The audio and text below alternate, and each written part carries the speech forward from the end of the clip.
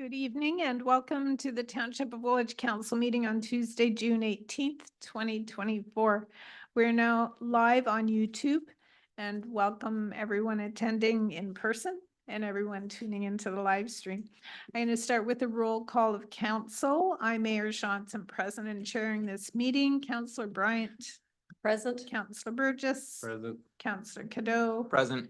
Councillor Grant. Present. And Councillor Schwint. Present. I'll start by acknowledging the land on which we live has been here from time immemorial and that Indigenous people have lived here from time immemorial. I thank the Chinootan, also called the Attawandaron, the Anishinaabe and the Haudenosaunee people who have lived here and cared for this land and who continue to share and steward this land with us. May we together learn to care for each other, our flora and fauna, and the land that sustains us. June brings us more than the official start of summer. It's also a month of celebration and a time where we collectively reaffirm our commitment to creating a welcoming and inclusive community where all individuals feel seen, valued, and respected. So this month we celebrate a couple of things. We celebrate National Indigenous History Month, as well as National Indigenous Peoples Day, which is June 21st, this Friday. I think it's Friday. We value the opportunity this gives us to learn about the unique cultures, traditions, and experiences of our First Nations, Inuit, and Métis, while recognizing the importance of shedding light on the history, resilience, and diversity of Indigenous communities. And we also celebrate Pride Month through June. It's a time for 2S LGBTQIA+ communities and allies to come together, celebrate diversity, raise awareness, and advocate for equality. Woolwich is committed to being a responsible ally, friend, and neighbor to peoples and communities, not just during the month of June, but 365 days a year. And I will also say that we had a very successful second annual Pride event on Saturday, and it was well attended, and as always, it was well done, well organized. I also want to, usually I don't have this much to say at the very beginning, but to acknowledge that we're experiencing a prolonged heat event this week with dangerously hot and humid conditions expected through most of the week. So I want to remind people, Woolwich residents, that cooling spaces are available in the communities of Breslau, Bloomingdale, Elmira, and St. Jacobs. So the Breslau Community Center, the Bloomingdale Library, Elmira Library, and Woolwich Community Center, Memorial Center, and the St. Jacobs Library. I think I've hit everything there. And also remind you to check on vulnerable neighbors, friends, family as well, and make sure that they're okay. With that, let's have a moment of silence.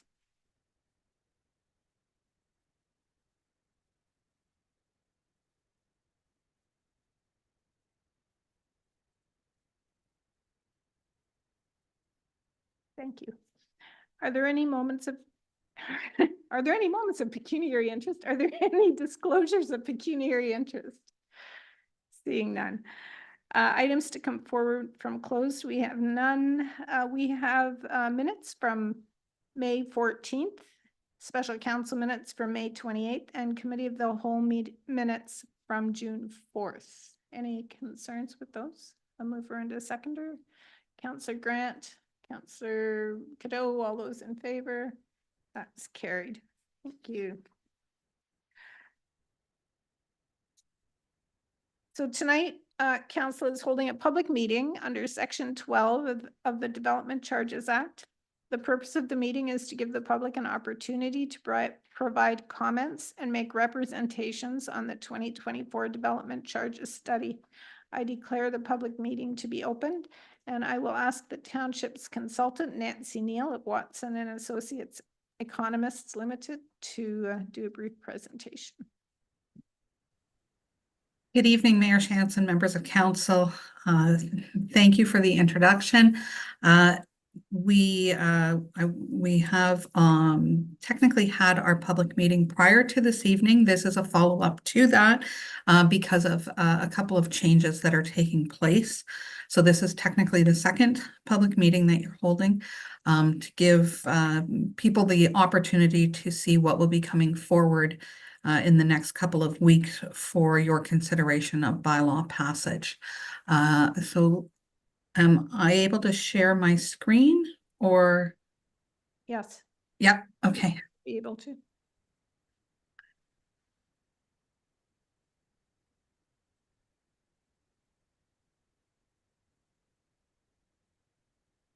Are you able to see that? Yes, we can. Okay, great. Thank you.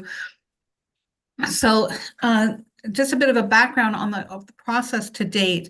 The township did undertake the 2024 background study and draft bylaw. It was released officially on May 1st to the public for their review. And we did hold that formal public meeting on May 28th to present the findings.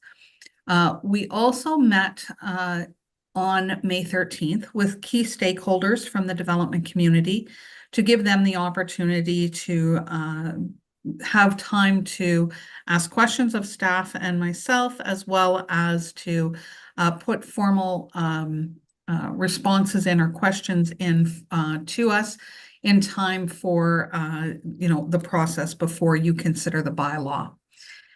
Within the time since that public meeting, there has been another change in the Development Charges Act. Bill 185, the Cutting Red Tape and Building More Homes Act, did receive royal assent on June 6th, introducing legislative changes to the Development Charges Act, and therefore changes we need to embrace in your draft bylaw before you consider it in July for passage. Based on the comments that we got from the key stakeholders as well, we have officially released an addendum report yesterday to embrace a change that they brought to our attention, as well as embrace those legislative changes because of the change in the Development Charges Act. The amendments to the Act include the reinstatement of the eligibility for you to include the growth-related costs associated with growth studies. So those would be things such as master plans for recreation, water, wastewater, transportation, fire, etc. The development charge studies themselves, official plan updates, and similar types of studies that help to determine what the growth needs are and where the growth is best to take place throughout the township. There was a change to the Act a few years ago that was put in place that required municipalities passing new bylaws to put a mandatory phase in over a 5-year period, starting at 80% and increasing 5% per year for the first 5 years of the bylaw, up to 100% of the calculated charge. That mandatory phase-in has now been removed, and you can consider the full calculated rates when we come forward with the bylaw passage date. So that has been removed from the draft bylaw. As well, the timing for the development charge rate freeze as to when the DC is calculated has changed for applications proceeding through site plan or zoning bylaw amendment applications. Between January 1st, 2020 and June 5th, 2024, the day before Bill 185 was enacted, any application that came in for site plan or rezoning, the development charge on that date of the application was frozen, and the developer had 2 years from the date that application was approved to pull their building permit, and they would have paid the rate in effect on the date their application was received. With the passage of Bill 185, any site plan or rezoning applications that are received as of June 6th of this year now have a reduced timeline of 18 months between approval of their application and building permit issuance to get the rate that is frozen on the date in which they apply for their application. So it's a shorter time frame to help municipalities receive the funding they need to put the infrastructure in place for growth sooner than it was previously. So 6 months earlier, you will receive those funds. As well, because of the mandatory phase-in, we had originally anticipated passing a separate bylaw for each service. And that was so that if at any point over the 10-year term of any of the bylaws, you needed to go in and amend because something significant changed, you would have had to, at the time, restarted that 80% phase-in over the next 5 years. But if all of the services were contained within one bylaw, you would have had to, even if you were only changing one service, restart that phase-in for all services. Now that the mandatory phase-in has been removed, you can collapse down into one bylaw again the way you used to collect all the services that are eligible for recovery. So we have now, in the addendum report, provided a revised bylaw for all services, as well as a class of service for those studies. And that's what you will be considering going forward. As mentioned, we also, through the discussions and comments that we received from the developing landowners, received a tip that one of the water projects that we had included, we had missed putting a benefit to existing deduction on it, which reduced the water charge slightly. And so we have made that change in the addendum report as well. The revised charges that you will be considering going forward vary based on the type of residential unit. For a single family home that is in the rural area, they would be paying $18,759 per unit. In the urban area, they'd be paying an additional $9,005 for the water, wastewater, and stormwater services.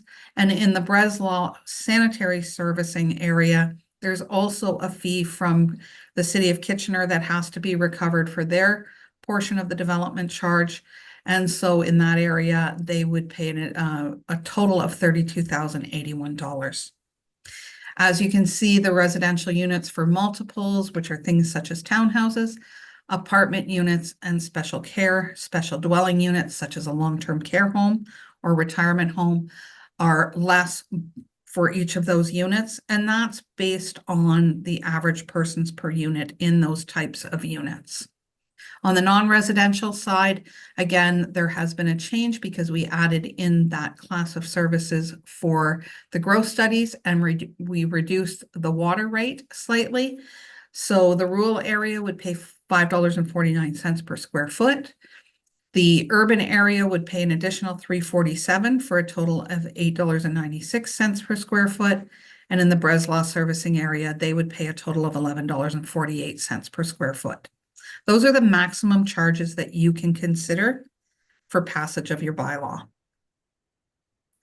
As noted there in the yellow lines, that is where we've made the changes since the release of the background study that is contained in the addendum report. You can see in the first column, we have your current rates, what the rates were as calculated in the May 1st, 2024 background study, and what the revised rates are in this addendum report.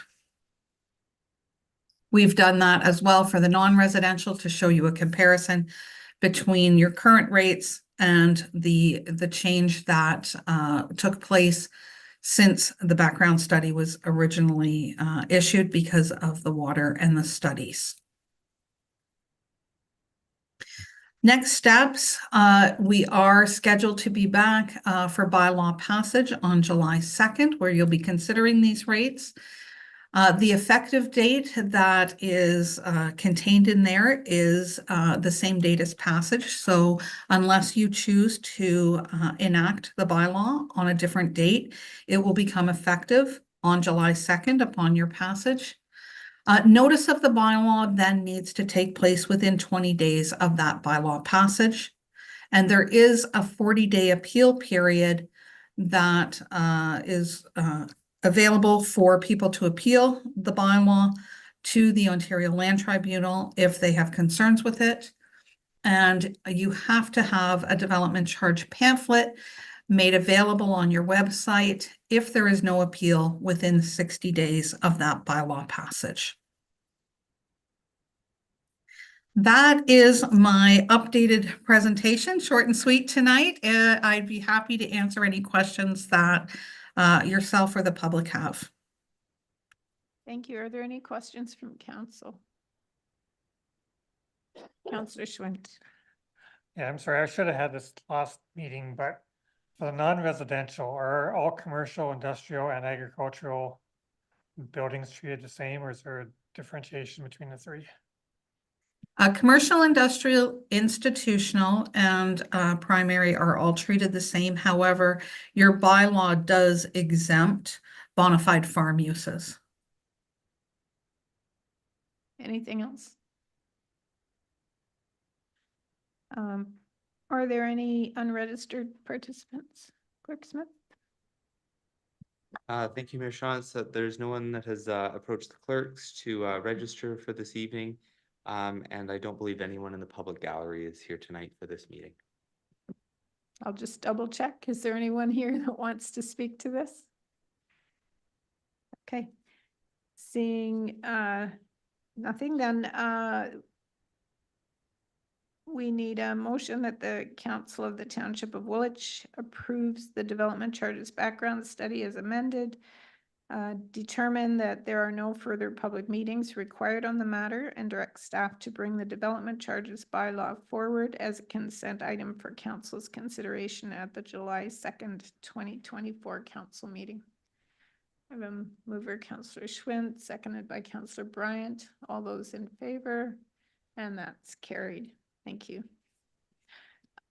Thank you, Nancy, for all your work on this. And I guess we'll get the final version on July 2nd.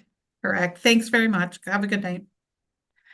I now declare the public meeting to be closed. Council consideration of the development charges bylaw is scheduled for July 2nd, 2024. Next on our agenda is presentations. And before we get into that, I'm going to call on CAO David Brenneman to take a moment to introduce council and the public to two new staff members. So even though we met Colin and closed, you might want for the public to introduce them again. Yeah, no, I was going to. Thank you, Madam Mayor. Through you to council and also for that matter, the public. I'm pleased to introduce two new staff members that started on Monday of this week. First up is Colin Lynn. He's our new Director of Financial Services and also fulfills the statutory position of Treasurer. Certainly, council will appreciate over your last two budget years, Colin is coming in at a very important and challenging time for the township as we look to certainly plan some of our financial long-term strategies, look at our fiscal sustainability modeling. And, you know, as you would see on the docket tonight, there's also some important foundational work that goes into all of this work related to development charges, related to asset management planning, but certainly with Colin's background in long-term financial planning and strategies and certainly financial modeling. Certainly, I think it bodes well for us here as a corporation to have him as a great addition to the team. Welcome, Colin. And next up, I'm pleased to welcome Anna Copeland as our Climate Action and Sustainability Coordinator. Certainly, Anna comes to us with some great experience in terms of climate action and climate mitigation work.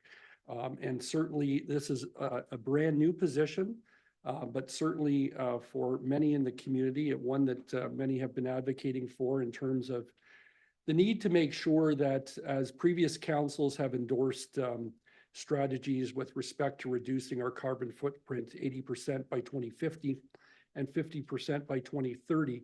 That's not going to be able to happen off the side of people's desks in terms of the crucial work that needs to be done to implement the priorities that were endorsed for the area municipalities to act on. In addition to that, we look forward to the work that Anna will do with our various departments. I think you're aware that Deanne Fries has been working with the other area municipalities on green building and development standards. Anna will certainly be helpful to that process, working with our volunteers and certainly working with the team. This is over the last number of years, has certainly done yeoman's work in terms of managing the Green Fund, working ultimately on filing our conservation demand management plans and programs, which is responsibility we have at a provincial level. So it'll be important, you know, that we have the right resources in place to certainly advance and up our game in terms of the climate action and sustainability. And it's just sheer coincidence that we're having a heat wave during the same week that Anna has started. But we had some fun with that this week and said, timing is interesting, isn't it, in life? But we welcome Anna to the team, and certainly, as I said at budget time, while this position, council was very supportive of wanting it to have the profile of the CAO's office. As you could hear from what I've just said, it will be a very corporate-wide supportive type of, and even community-wide support for the position. But what will be important, you know, is that we prioritize and manage where we invest Anna's time, because she is one person, and it will be important that we focus our energies on the right priorities and in the right timing. So welcome, Anna. Welcome, Anna. And with that, we will move on to our next agenda item, which coincidentally is related to environment. So a community greenhouse gas inventory report. We have two presentations for council this evening. This first one is what I just said, and I will welcome Tova Davidson and Kira Chisholm from Climate Action WR. Welcome to both of you. Hi, Kira.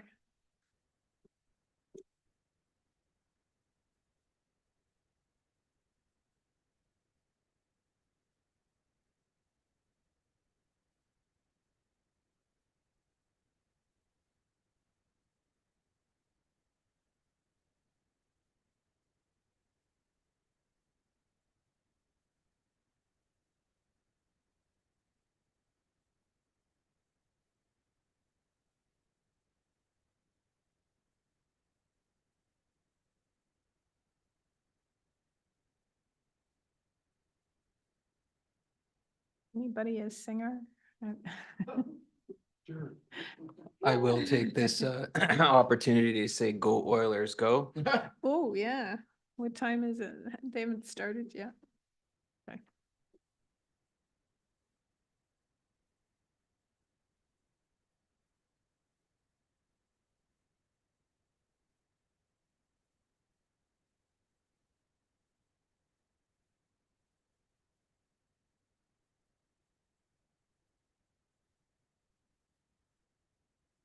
For anyone online, we're having some technical difficulties, but I think we're making progress.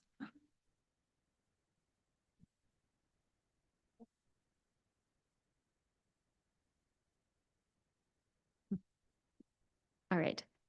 Good evening. My name is Kira Chisholm, the Plan Manager of the Climate Action WR program, presenting today with Tova Davidson and also on behalf of Patrick Gilbride, Executive Directors of SWR and REAP Green Solutions. Here today to present the results of the Community Greenhouse Gas Inventory for the year 2022. Climate Action WR is a collaboration between local organizations, municipalities, and community members focused on climate change mitigation or reducing greenhouse gases in Waterloo Region. We're co-led by both REAP and SWR as a collaborative partnership working closely with all 8 municipalities in Waterloo Region. So let's start looking at the numbers. As a community, as CEO David Brenneman alluded to, we have committed to reducing our emissions 50% by the year 2030. And we're here today to provide another update on this progress toward the 2030 target. Understanding our emissions reductions progress can inform decision-making and hold us all accountable to take ambitious action.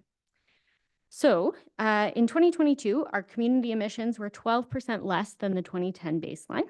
This is only slightly higher than the numbers we reported in the 2020 inventory, which was as to be expected due to the reduced travel from the COVID-19 pandemic. While 12% does show great progress from our previous 6% target, I would like to stress that we're not on track to meeting this 50 by 30 target.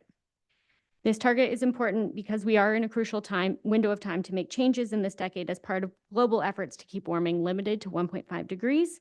And it is also a necessary milestone for our long-term target of 80% emissions reduction by 2050. So looking at what sectors our emissions come from, we can see that transportation emissions still account for almost half of our community emissions, followed closely by emissions from buildings at just over 45%. If we look at our emissions in more detail sort of over time, we see the dip in 2020 and then the slight increase to 2022. The transportation sector, which is in green, is further broken down to highlight the emissions by vehicle type. So we can see that passenger vehicles, including cars, light-duty trucks, and SUVs, account for 65% of those transportation emissions, which is an important indicator of the need to support residents in transitioning to zero emissions vehicles and increased use of public and active transportation. If we look at that in a little more detail, we see some improvements in the transportation emissions due to lesser average distances traveled, resulting in those slightly improved emissions for transportation. However, the trend of purchasing larger vehicles is limiting our progress with lesser fuel efficiency in light-duty trucks and SUVs than cars. For building emissions, which is in orange there, industrial, commercial, and institutional buildings account for 60% of those building emissions, and residential making up the other 40%. And if we look at the changes in emissions from each energy source from our baseline year to 2022, we can see that natural gas accounts for the most significant proportion of emissions from ICI and residential buildings. I want to also highlight the orange ribbon, which starts sort of third down in 2010, really to highlight the effects of the phase out of coal between 2010 and 2015 in reducing emissions quite significantly despite the increasing demand. Gasoline and diesel are, of course, the next highest emitting sources in 2022, most of which from that transportation category. So just as a quick reminder, Transform WR is our community climate action plan that outlines actions in more details for Waterloo Region's transition to an equitable, prosperous, resilient, and low-carbon community. And this strategy is supportive of reaching our 50 by 30 and 80 by 50 emissions reduction targets. So how can we get back on track? Firstly, reducing emissions requires an all-hands-on-deck approach. Solutions are the responsibility of everybody, every elected official, every municipality, and every organization. And we also need to engage residents strongly in participating in climate solutions. So from this inventory, it's clear that we need supportive policies, community programs, and incentives, as well as strong advocacy to upper levels of government to invest in safe active transportation, especially in rapidly growing urban areas and newly developed communities. And this investment must be paired with an increased adoption of zero emissions vehicles for personal and fleet vehicles, as well as equipment. To support accelerated emissions reductions in buildings, we need supportive policies, community programs, and incentives. And once again, strong advocacy to upper levels of government to use energy by making improvements to building envelopes to use energy more efficiently. This can be through support of regional programs such as Retrofit WR and exploring other similar initiatives that enable commercial buildings to decarbonize. The adoption of ambitious high-performance development standards or green development standards, and the continued exploration of district energy and low-carbon thermal energy projects as well. So thank you for your time and attention today to learn and understand our progress towards our community-wide emissions targets and the need for accelerated action to get back on track to meeting these long-term targets. Thank you for your presentation. Are there questions for Kira? Councillor Cadeau. Thank you, Mayor. Through you, I'd just like to echo the thanks for that. I think my question really stems specifically from Woolwich's perspective. We have a rather significant agricultural sector. So I'm just wondering how local farming practices may contribute to, reducing greenhouse gas emissions. And if there's specific initiatives or programs that you could propose that we may consider to that point. Thank you for the question, through you, Mayor. Absolutely, there are benefits to regenerative agricultural practices that can help to sequester more carbon from the atmosphere. Our inventory is quite limited to really heads of livestock, and doesn't account for land use change and for specific on-farm manure management methods that are happening. So in the future, we might look to expand our understanding of how the farms in our region operate to have a better, more clear understanding of it, as it is limited to that heads of livestock, which is why it's also a lower number at just that. I think it's around 5% in 2022. And I'd have to do more sort of research to make suggestions of programs, but that's certainly something that we can take back to our group to work on as a priority for the community. Thank you. I know one of the initiatives, or some of the farms anyway, have bio and where they use their waste to create energy to then run some of the farms. Tova, did you want to jump in? Just a note too, in the inventory, if you're looking for the operational emissions from things like farm buildings and farm vehicles, that is embedded within the buildings and the vehicles emissions. So they are not separated by the utilities, and therefore we don't have the data at this point to say this is an agricultural building or a residence on a farm, and then a building which is for, the farm practices. So it is included in the emissions. It's just not pulled out as agriculture specific. Thank you, Toby. Thanks. Any other questions? Councillor Grant. Thank you. I'm wondering too, for Woolwich specifically, kind of piggybacking on Councillor Cadeau's idea, was how many tons specifically will Woolwich need to kind of reduce for ourselves? Obviously, the report's looking kind of at a Waterloo region whole. It'd be helpful to know specific for Woolwich, how much we would need to reduce from a corporate as well as a resident angle. Yeah, great. We are going to be working closely with the region to be able to determine how we can pull that data. Ultimately, we have chosen to report as a region because there are some instances in the reporting where there are different activities, but on the whole, the houses across Waterloo region are fairly similar in size and scale. So the emissions proportionate to the number of residents is quite similar across all of the region. But that is something that we would like to be able to bring forward and share to you, especially in future years. Okay, yeah, thank you. I think it would just be very helpful, especially when we're looking at transportation as one of the key areas that we can reduce emissions. It's obviously maybe harder for residents in Woolwich to reduce their emissions with a vehicle when they're maybe kind of forced by where they live to have to drive for work. So I think that would really help us drill down into some really specific measures we can take. Thank you. Yeah, and if I can add one more thing, the way that the methods and the data sets to count transportation emissions are rapidly improving sort of year to year. And so we're adjusting our methods in response to newly developed technologies to be able to better get more refined in the data.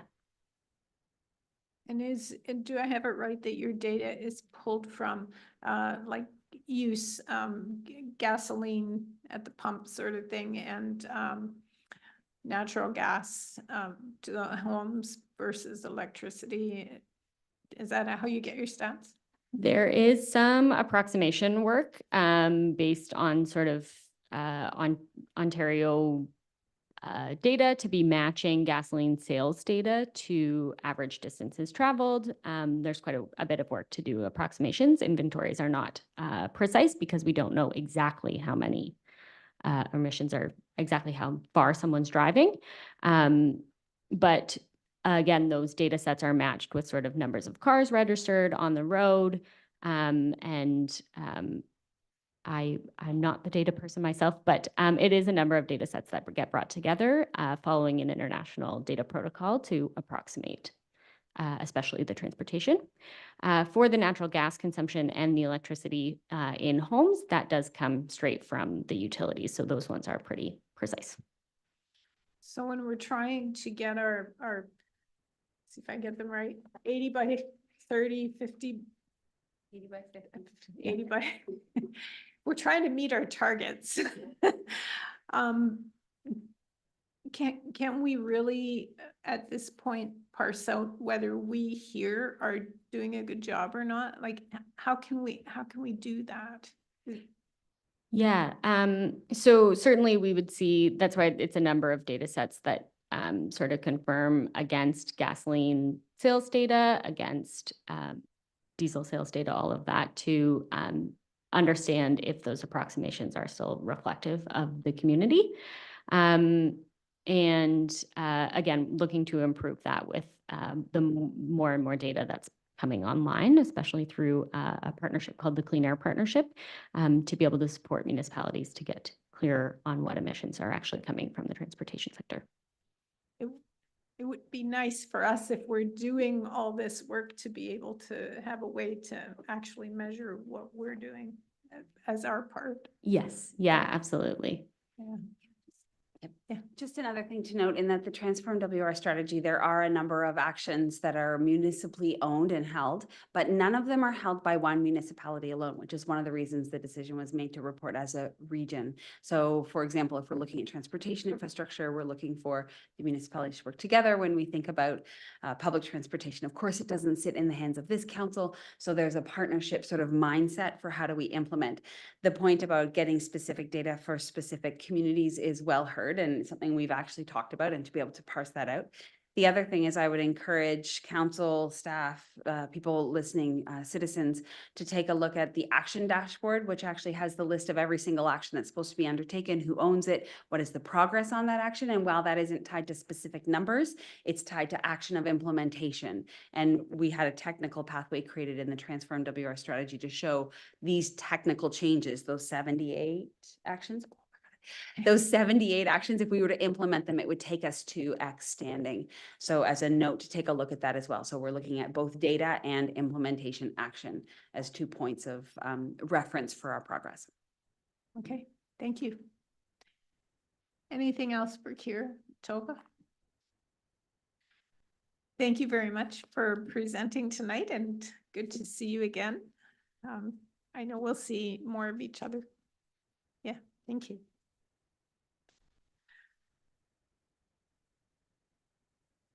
We actually have a delegate speaking to Waterloo Region Climate. You might want to hang on till, yeah. Kai Reimer Watts has asked to delegate on Waterloo Region Climate Action Collaborative. Welcome. She's online. I'm sorry, Kai. Sorry. No, completely fine. Thank you very much. Are you able to hear me okay? Yes. Okay, so I will share my screen. Just one moment, it might be. I want to make sure that this is working properly.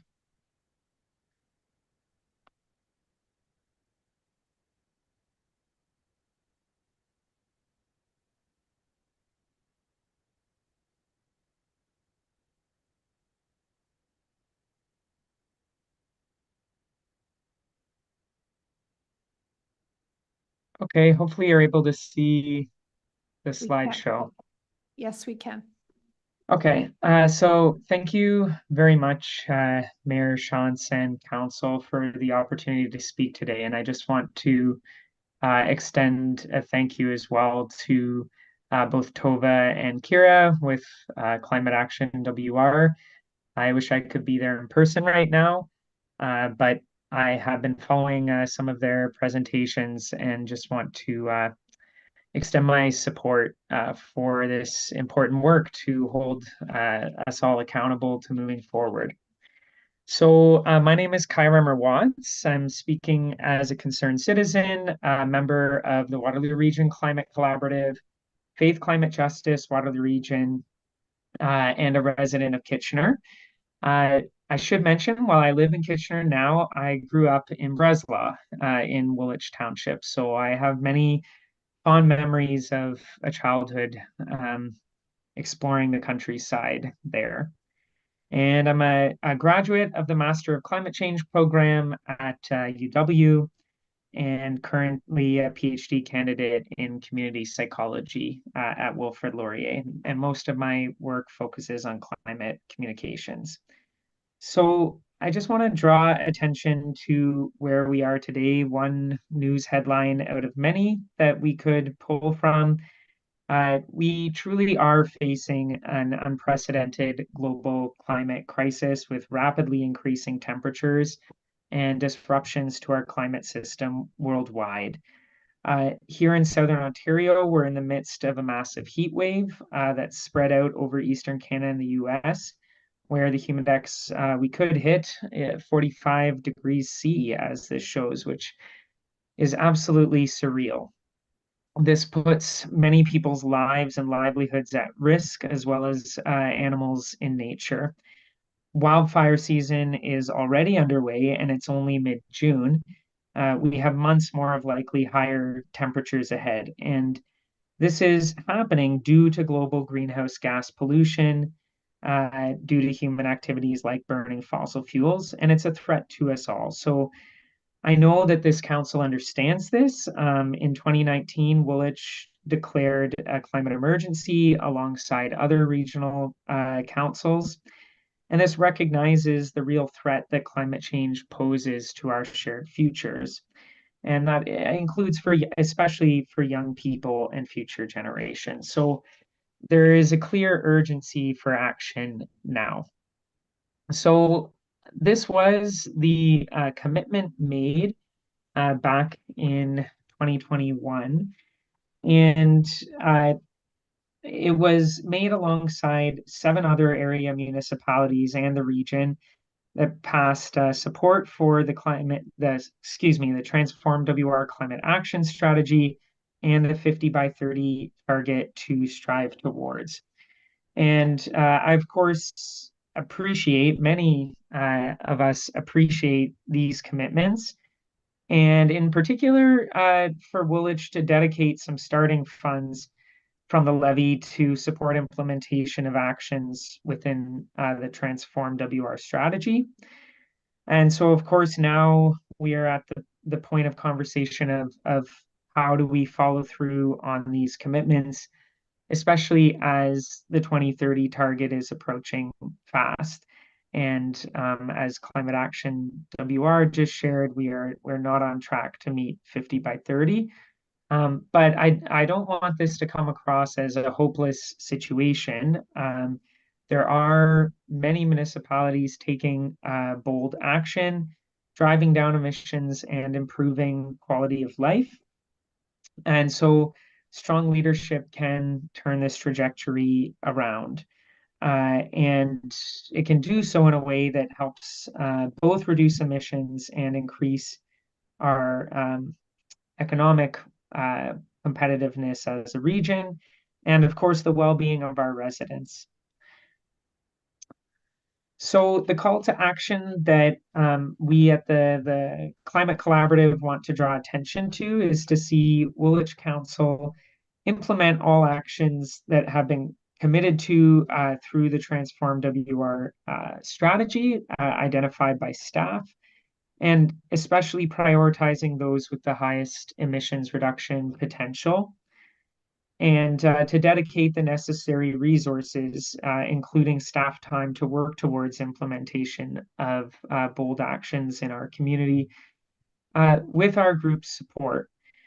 So we recognize that this is, no single community or council can achieve the kind of change needed on their own. We encourage advocacy to other municipal governments and higher levels of government as well to help in achieving these goals. And we want to emphasize the collaborative, as the name suggests, is about bringing groups together to support these necessary changes. So we are also available to support. There's many different possible actions communities can be taking. I think the big takeaway here is to act. So we are curious to know, since the 2021 commitment, what has Woolwich Township, oh, we're on the 1 minute, thank you. What has Woolwich Township been doing to move forward on implementation of key actions in the Transform WR strategy that can help drive down emissions? What is being planned or could be done in the months and years ahead to support ambitious action? And how can this council best lead and then others like ourselves support? So in closing, I just want to emphasize that informed climate action can lead to better lives, economies, and communities for us all. We're here to encourage greater action, and we see this as an all hands on deck kind of situation. So councils across Canada and across the world need to lead, and our communities need to step up to support. So thank you for considering, and I'd be happy to answer any questions. Thank you. Thank you, well timed. I don't know if you were here for all of our meetings so far, but we just introduced Anna Copeland, who we've just hired as in our sustainability position. So I think that will go a long way to pulling together the pieces and helping us to have a good plan going forward. And she'll be working with community and people like yourself and council and staff. So I can tell you that's one thing we've done, and perhaps sometime later in the year she can bring a report to us on what we've done and where we're heading. I'm very happy to hear that. It's so important to have dedicated staff, so it's not just a peripheral thing, but it can be integrated. Yeah, that's great to hear. Are there any questions for Kai? No. Okay, thank you for presenting, and I'm sure we'll hear from you again. Thanks. And just to re-emphasize, like, our group is here to support. I recognize these are difficult decisions. So I would really encourage council to engage with the community and maybe with community groups you have in Woolwich, but to really engage outside of just the council chambers to help in making these changes. So I'm happy to be in touch. Yeah, the advocacy piece is the last thing, but it is part of that motion. It's so clear that municipalities can't, we can do a lot, but we can't do it all. So I really encourage advocacy to the provincial and federal levels as well. And joining arms with our other municipalities. That's part of the beauty of a region. So thank you. Yeah, thank you. Okay, you're welcome to keep staying, but I just, but I'll give you permission to leave if you'd like. Next, we have a presentation from our Woolwich Arena Enhancement Committee, and I see Tina Welts and Rob Waters. Welcome. We look forward to hearing your plans. Sorry that we're not Graham. So the group came to council last fall and kind of presented an overview idea of some of the upgrades and signage that they'd like that we'd like to implement and see support in. So just our team has worked quite a bit over the last couple of months, putting together criteria, designs, concepts, and just kind of aligning all the user groups within the Center. So we are looking to install, this fall, we're looking to install the memorial plaques to recognize the Dan Snyder pad, the Jim McLeod pad, and Don Farr. Oh, you're in charge of that. And then we would like to do an unveiling in September. We would like to time it actually with the Elmira Sugar Kings home opener. And we have consulted with them on this. And then moving into 2025, if everyone's been in there, you'll have seen that there are quite a few team long history photos hanging up. We'd actually like to make that a more consecutive timeline of hockey within Woolwich. So again, working with user groups, working with historical records, and just putting a comprehensive display throughout. So we went over the criteria for our NHL and PWHL because we don't have one yet, but I'm hoping we will one day. And came up with our current 11 players. Yes. So you have to go one more, right? Yeah, so we have the players and then we have our officials. However, with the current, we have 2 current referees, officials right now.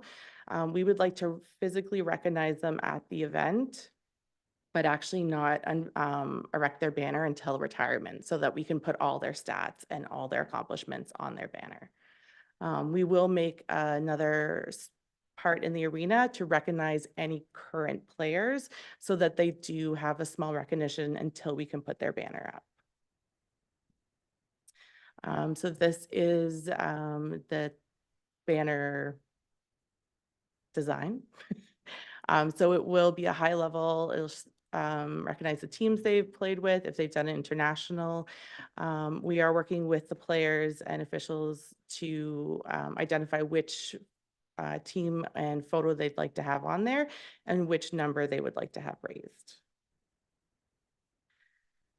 On the south wall, so that would be the wall facing the lobby, we would like to put 3 banners up. This will recognize not only our Olympic and Paralympic athletes from here, but it'll also recognize our Team Canada and international players, which you can see we have quite a list. And so we have been working with all the user groups to make sure that everyone is aligned.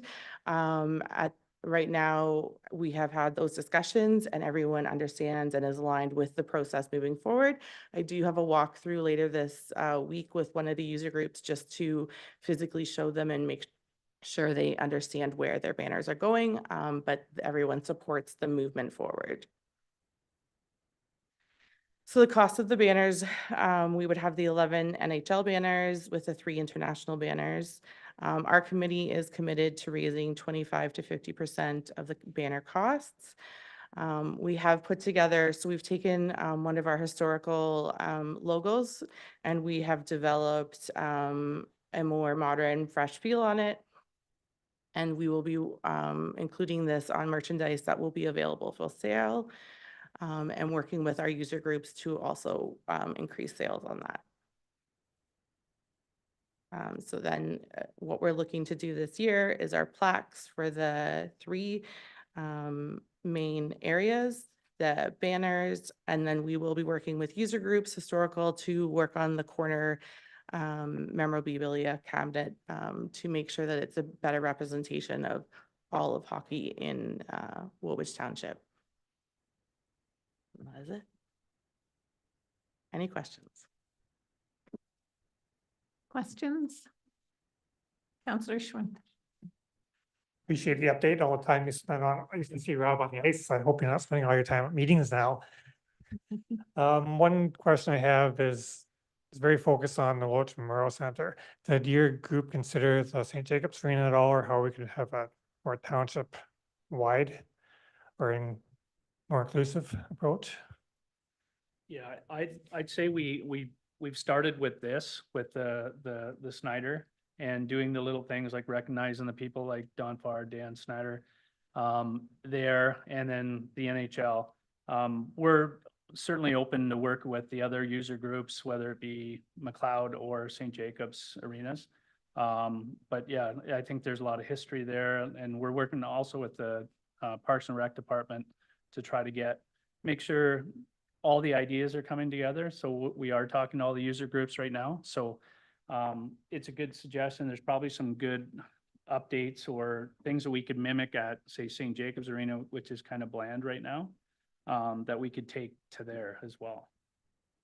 Yeah, there are some other ideas like about, moving down the line, maybe a Hall of Fame, other activities, but we're starting here and we'll work through. Anyone else? No? Okay, thank you very much for your presentation, and I don't think there was particularly an ask in there, just to bring us up to date on where things were. Yeah, I thought there was.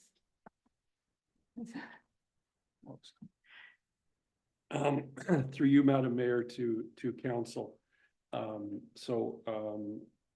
Mayor Shantz and I, along with Marie Malcolm from Recreation Community Services, had a tour with Rob and Graham Schneider a couple weeks ago. We thought it would be good to update council, but also because of their plans to make sure certain things are in place for this September. They also wanted to present, and you would have seen the one slide, the proposed budget.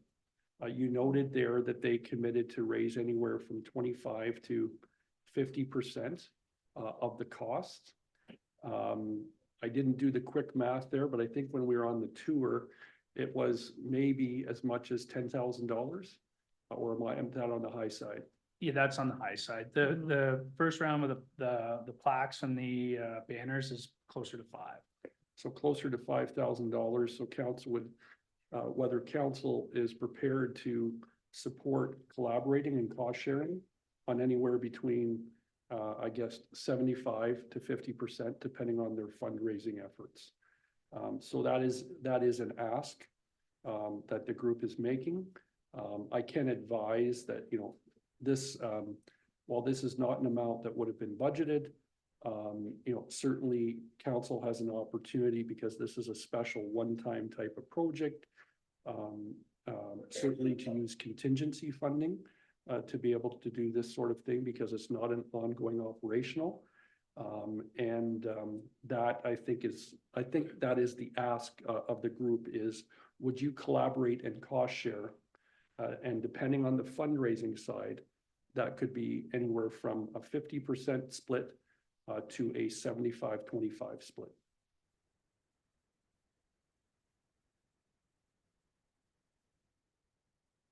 So the totals for the banners are 4,400 plus the international. So yeah, just over 5,000 plus HST. Which we get back. We get back. Councillor Cadeau. Thanks, Mayor. Through you, when I was looking at some of the pictures of the banners, I noticed that the international banners, at least one of them, only had a few names on them. If we were to proceed with purchasing that banner, could we add names to it, or if we? That's the hope, is that as we add names every year, if we have to do a yearly or every 5 years, it'll come down. Names will be installed on that banner and then put back up. Okay, thank you. Are there other questions? Do you want to provide financial support? I know some of this was talked about at the very beginning when we built the arena, and it just didn't have a good leadership to make it happen, so.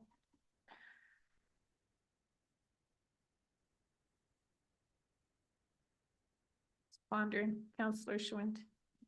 So I believe initiatives like this make the arena, the Woolwich Arena, the Amaya Arena, not just the generic arena, wherever it is in Canada. So these are important things to do to recognize our history. I also believe that it shouldn't solely be the township doing it. To be meaningful, we need investment from the community. So I'd make a motion to go up to 50% on it, hoping it's some community engagement to bring us up over the hump. Seconded by Councillor Cadeau. Further discussion? All those in favor? And that's carried. Thank you. 50% will, we'll figure out what that total is, I guess. It looks to be like in the range of $3,000 for the two. Does that sound about right? Okay. Oh, sorry. Annie, you're behind Eric there. I can't That's see okay. you. Yes, through Madam Mayor to Council and the delegates. So as noted, we have met with them and are supportive of doing some phased approach. Supportive of, we're just wanting to clarify if that funding is coming from existing operating or is council supporting additional funds? Just some clarity for staff. I think you had suggested there was a source for that. I suggested operating contingency. Operating contingency, should we add that to the motion? Councillor Schwentz. Famous words here, it's one customer, one taxpayer. Pick your pocket. Yeah. Okay. Okay, thanks.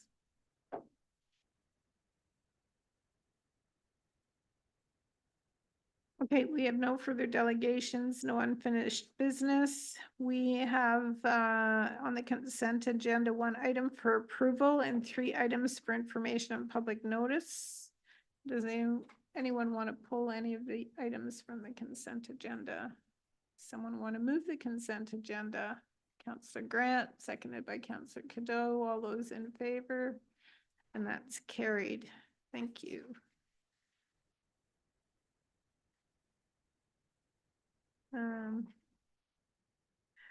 Okay, we're moving on to the strategic asset management policy, and I will call on Director of Infrastructure Services, Jared Poupé, and Asset Management Coordinator, Chelsea Raymond. Welcome, and the floor is yours. Thank you, Mayor Shantz, and through you to members of council. What we have before you is ISO 9/2024. It is a strategic asset management policy review and update as required by the legislation through OREG 58817. Every municipality is required to review and update the policy at least every 5 years. So our policy was created in 2019. We are bringing forward here an update for council to endorse. I think it's important to note, and there's good background history here. 2019, you can see the policy created. 2014 was our first asset management plan. And then you can see the required dates in here per the OREG. I think I'm happy to report that a number of these are just really minor in nature. Some clarity, some commitments to including asset management as part of our annual budgeting process. I think that's important. I think what this council needs to understand is that everything we do regarding renewal, replacement, disposal, all is under the framework of asset management planning. So budgeting is just a key component of, but it's all under this umbrella of asset management. So I think that's really an important concept to grasp.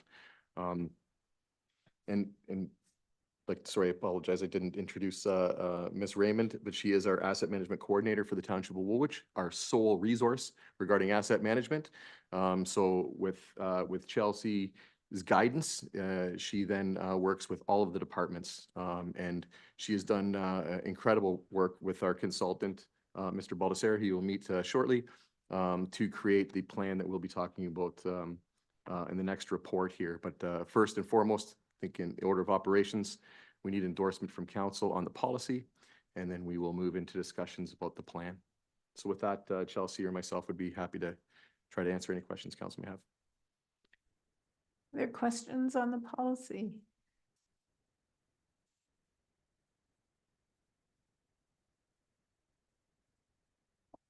No?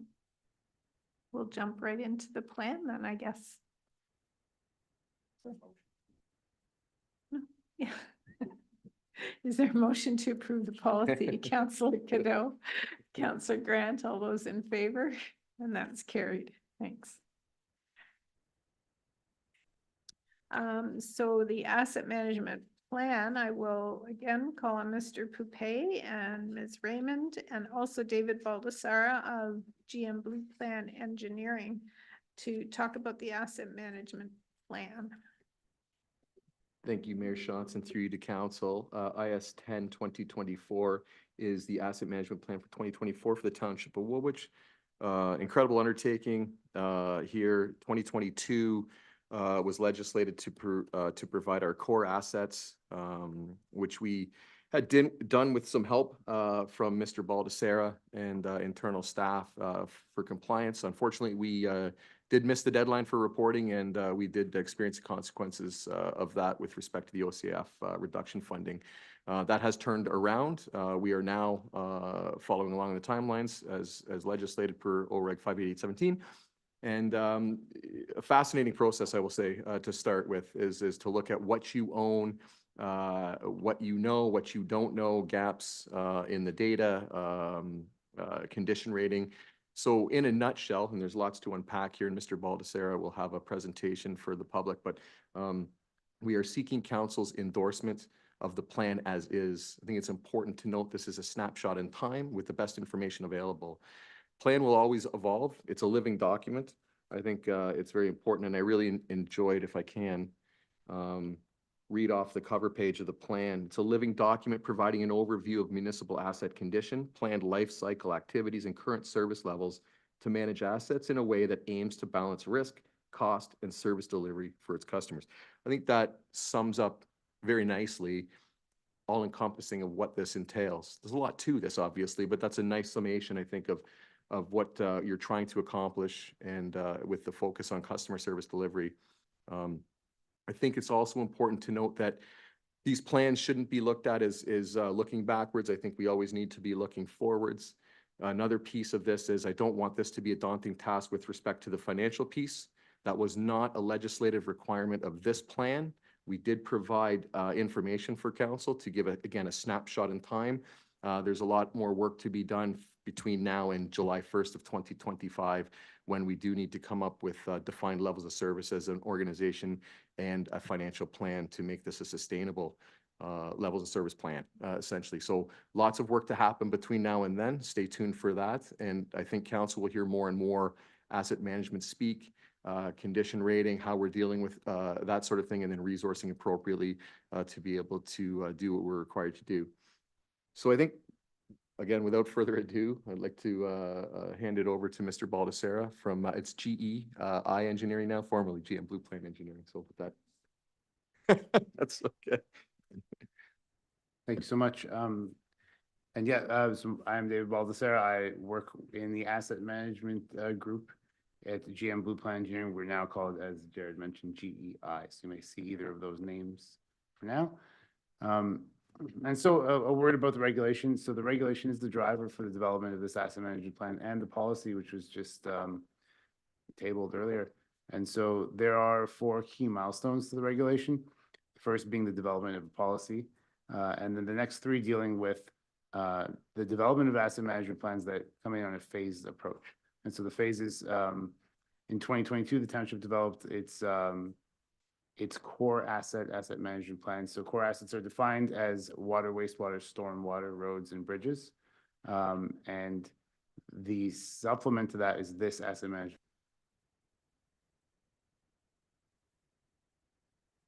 Excuse me. Sorry, microphone issue there. Includes all core assets plus the remaining assets, which is everything. And so this is the phase 3 of the 4 phases that are required by the regulation. And what it is asking is to understand the current levels of service that are being provided through the assets to the community and what it costs to maintain those for the next 10 years. The final milestone will be the fully formed asset management plan, which asks the township to propose a level of service that it wishes to provide, understand the costs to achieve those, and then a financial strategy and a discussion on risks on how it is proposing to fund those levels of service. So this is a stepping stone towards that final asset management plan, but an important one. And so just to get into it, a word about asset management in general. The concepts and the approach to why asset management can help with decision-making is really about understanding data, using evidence-based and data-driven decisions to make the best possible decisions about the assets that the township owns. The idea is that through a series of logic and strategies and data is to identify those relationships between costs, levels of service, and risk. And so understanding that there is a trade-off between those three things. And we do live in a constrained environment. We don't necessarily have all the resources or necessarily all the finance or all the money to pay for the services provided to the community in full. So knowing where those trade-offs are helps make the best possible decision with financial constraint. And so that's the core of what drives the logic and the analysis that went into producing the plan. A word about how the plan is formulated. This is a overall diagram that kind of illustrates how the strategic direction of the township filters its way through to asset management planning. And so the policy or the city's strategic business plans drive the policy or inform the policy, which then informs the plan. A word about the plan, it's broken into key sections of content, which you can see in the lighter blue boxes in the diagram. And so the first being the state of the infrastructure. What is the current replacement value? How much infrastructure do you have? And what is it worth and what condition is it in? The next are levels of service. What are the service levels that are being provided to the community through the assets? The next is the life cycle management strategy. So what are the actions and activities you take to continue to provide those services? Risk management strategy being, where are the risks? How do we understand where the high risk and how we prioritize our investments? And finally, a financing strategy, which is how are we going to pay for it? And so that's the core of the content of the plan. And what we have off to the side there is what we called detailed asset management infrastructure reports. And essentially what they are is they break down each of those pieces of content into for each service area. And so you can read kind of individual service areas, and then the plan as a whole talks about everything. And so what are those service areas? This is what we call an asset hierarchy, and this defines the scope of all the assets within the asset management plan. It provides a relationship between the service that's being provided and the assets that provide it, and it does it over 3 or 4 different levels of detail. And so the main services that are included or provided to the assets are transportation, which consists of the road network, and also things like bridges, culverts, sidewalks, the transportation network. Environmental services or utilities, and that includes drinking water distribution, sanitary wastewater collection, your stormwater collection and management assets, as well as the cellar drain collection system. Emergency services, which is fire services, and recreation and facilities, which include administration operations type of assets, such as the building we're in right now, and parks and recreation, so community parks, community centers, and that represents the full scope of services and the associated assets that tie to those services. And so making this breakdown helps us organize the report, but it also helps us tie where the funding is to the assets themselves. So an overview, the total replacement value of the assets based on the valuation information we had for this plan is $1.1 billion. And you can see that the largest share of that, and this is by subservice, which is the second level of that hierarchy, the largest share is in the road network, about 42%. And that would include the structures, so bridges, roads themselves, the active transportation, all of that. And then the next largest are the environmental services, stormwater, sanitary, and drinking water, followed by the remaining service areas. So in terms of replacement value, which is the current cost to replace the assets, the bulk of the vast majority of it is in what we call linear assets, so the underground assets and the roads and those kinds of, and that network. The state of the infrastructure, which is what we were talking about, is the first kind of section in the asset management plan. It reports on the value, but also the quantities and the overall conditions, the ages of the assets, really where are things and where do they stand today. This is a very high level and brief summary of that. The report has a lot more detail about all that information. But in general, in terms of all of the asset groups, everything on average is in good and fair condition. across all the service areas. To delve a little deeper into that, this figure that we're looking at right now shows the distribution of conditions. And so conditions are organized or categorized into 5 categories in condition scale: very good, good, fair, poor, and very poor. And they each tells you kind of how far along the asset's life, the grouping of assets is. The one takeaway from this is the definition of where we've drawn the line of what each of those categories is that the very poor, or the red category, are those assets that kind of are at or beyond their service lives. That's the definition we're using for this plan. And so it provides an easy visual to say, red are the things that need attention. And so this is the one thing to look at is the pie graph on the right of the donut graph. 14% by value of the assets are in the red. It looks larger when you see the breakdowns, but then again, keep in mind that some of those other bars are smaller in value relative to the others, the road network being the highest, and others being smaller in value. So that's kind of how it breaks down in condition. And you can see there's some areas like drinking water where the majority of assets are very good, and then others have more even distributions. And so this is the current state. The second major piece of content, which we don't go into detail for this presentation, but is very detailed in the plan, are levels of service. These are measures and metrics that articulate how service is being delivered or how the performance of the assets is being recorded or how it is currently.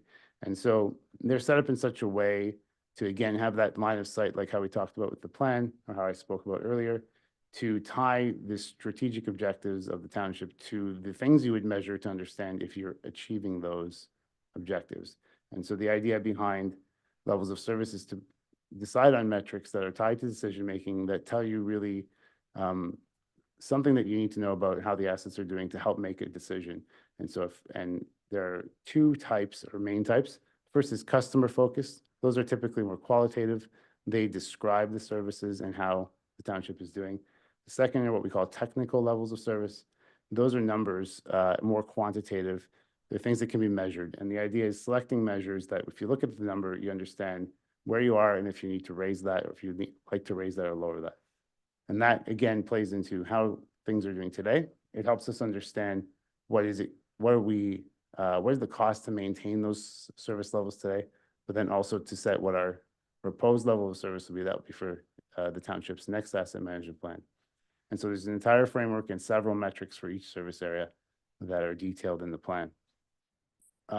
Following that, the life cycle strategies details the activities that the township undertakes to continue to maintain those service levels. They're organized by a number of categories, but they're set up this way to represent the full life cycle of the assets and all of the things that need to be done from asset acquisition right down to disposal. And so the major categories are non-infrastructure. Those represent anything that is not physical work against the asset, but might extend its life. For example, a reduction in demand on an asset may allow it to live longer. Operations and maintenance, that's your day-to-day maintenance work and your operations that you, to keep the assets going and in service. Renewals, which are either rehabilitation, so significant repairs to extend asset lives, or replacements. Disposals, which is removing the asset at the end of life. Service improvements, which are upgrades or changes in regulations that drive different assets than were there before. And finally, growth. Those are the actions that are necessary to accommodate new demand, new population growth, or any other kind of growth.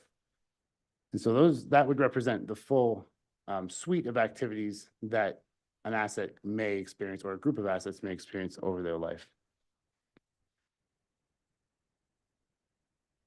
A little word about modeling. And so those activities, or some of those activities, are translated into forecasting models. And so what I'm showing on the figure here is what we call a deterioration curve. And it's meant to represent, it's theoretical for this example, how the asset will progress over its life until it reaches the point where it needs replacement. And so a brand new asset starts in very good condition. And as it ages and deteriorates, it eventually makes its way into poor, very poor condition once it's past its estimated service life then an action may need to be taken. The dotted lines on the graph show certain actions you can take along the asset's life to improve or extend its life. So a rehabilitation or a minor repair can be performed, let's say halfway through its life, and get a few or some extra years out of it.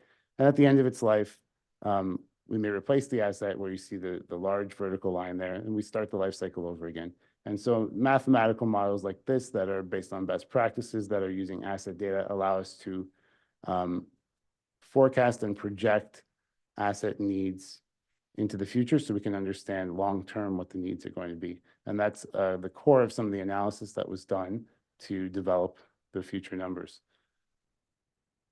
The next component of the plan speaks to risk management. The figure showing is a very high-level summary of everything. There's two concepts to take away from this. Risk is made up of two major components. It's the likelihood that an asset will fail and the consequence that may occur if it does fail. And so we've developed a consistent framework that applies ratings to each of the assets based on criteria. The consequence of asset failing was assessed against three components. It's environmental consequences, it's social consequences, and it's financial consequences. And so understanding that, and for example, a real world example of that would be a bridge failing may cause someone to die. A higher consequence of failure than, let's say, a bench in a park, where if it fails, maybe an injury, likely not. And so that's we also look at environmental failures. Could the failure of the asset harm the natural environment and all of that? So what this means and what you're looking at is if an asset is not likely to fail, say it's brand new, but it has a high consequence of failure, say if it's a bridge, it still may be low risk. Assets that are have high consequences and are likely to fail towards the end of their life may be high risk to you. And so what we've shown is a combination of a 1 to 5 score in each of those, 5 being the highest. And these are all the assets that were assessed in the entire portfolio. So the takeaway from this figure is the red is the high risk assets with the higher likelihood and higher consequence. 1.2% only of all assets are high risk right now. The remainder are medium or low risk.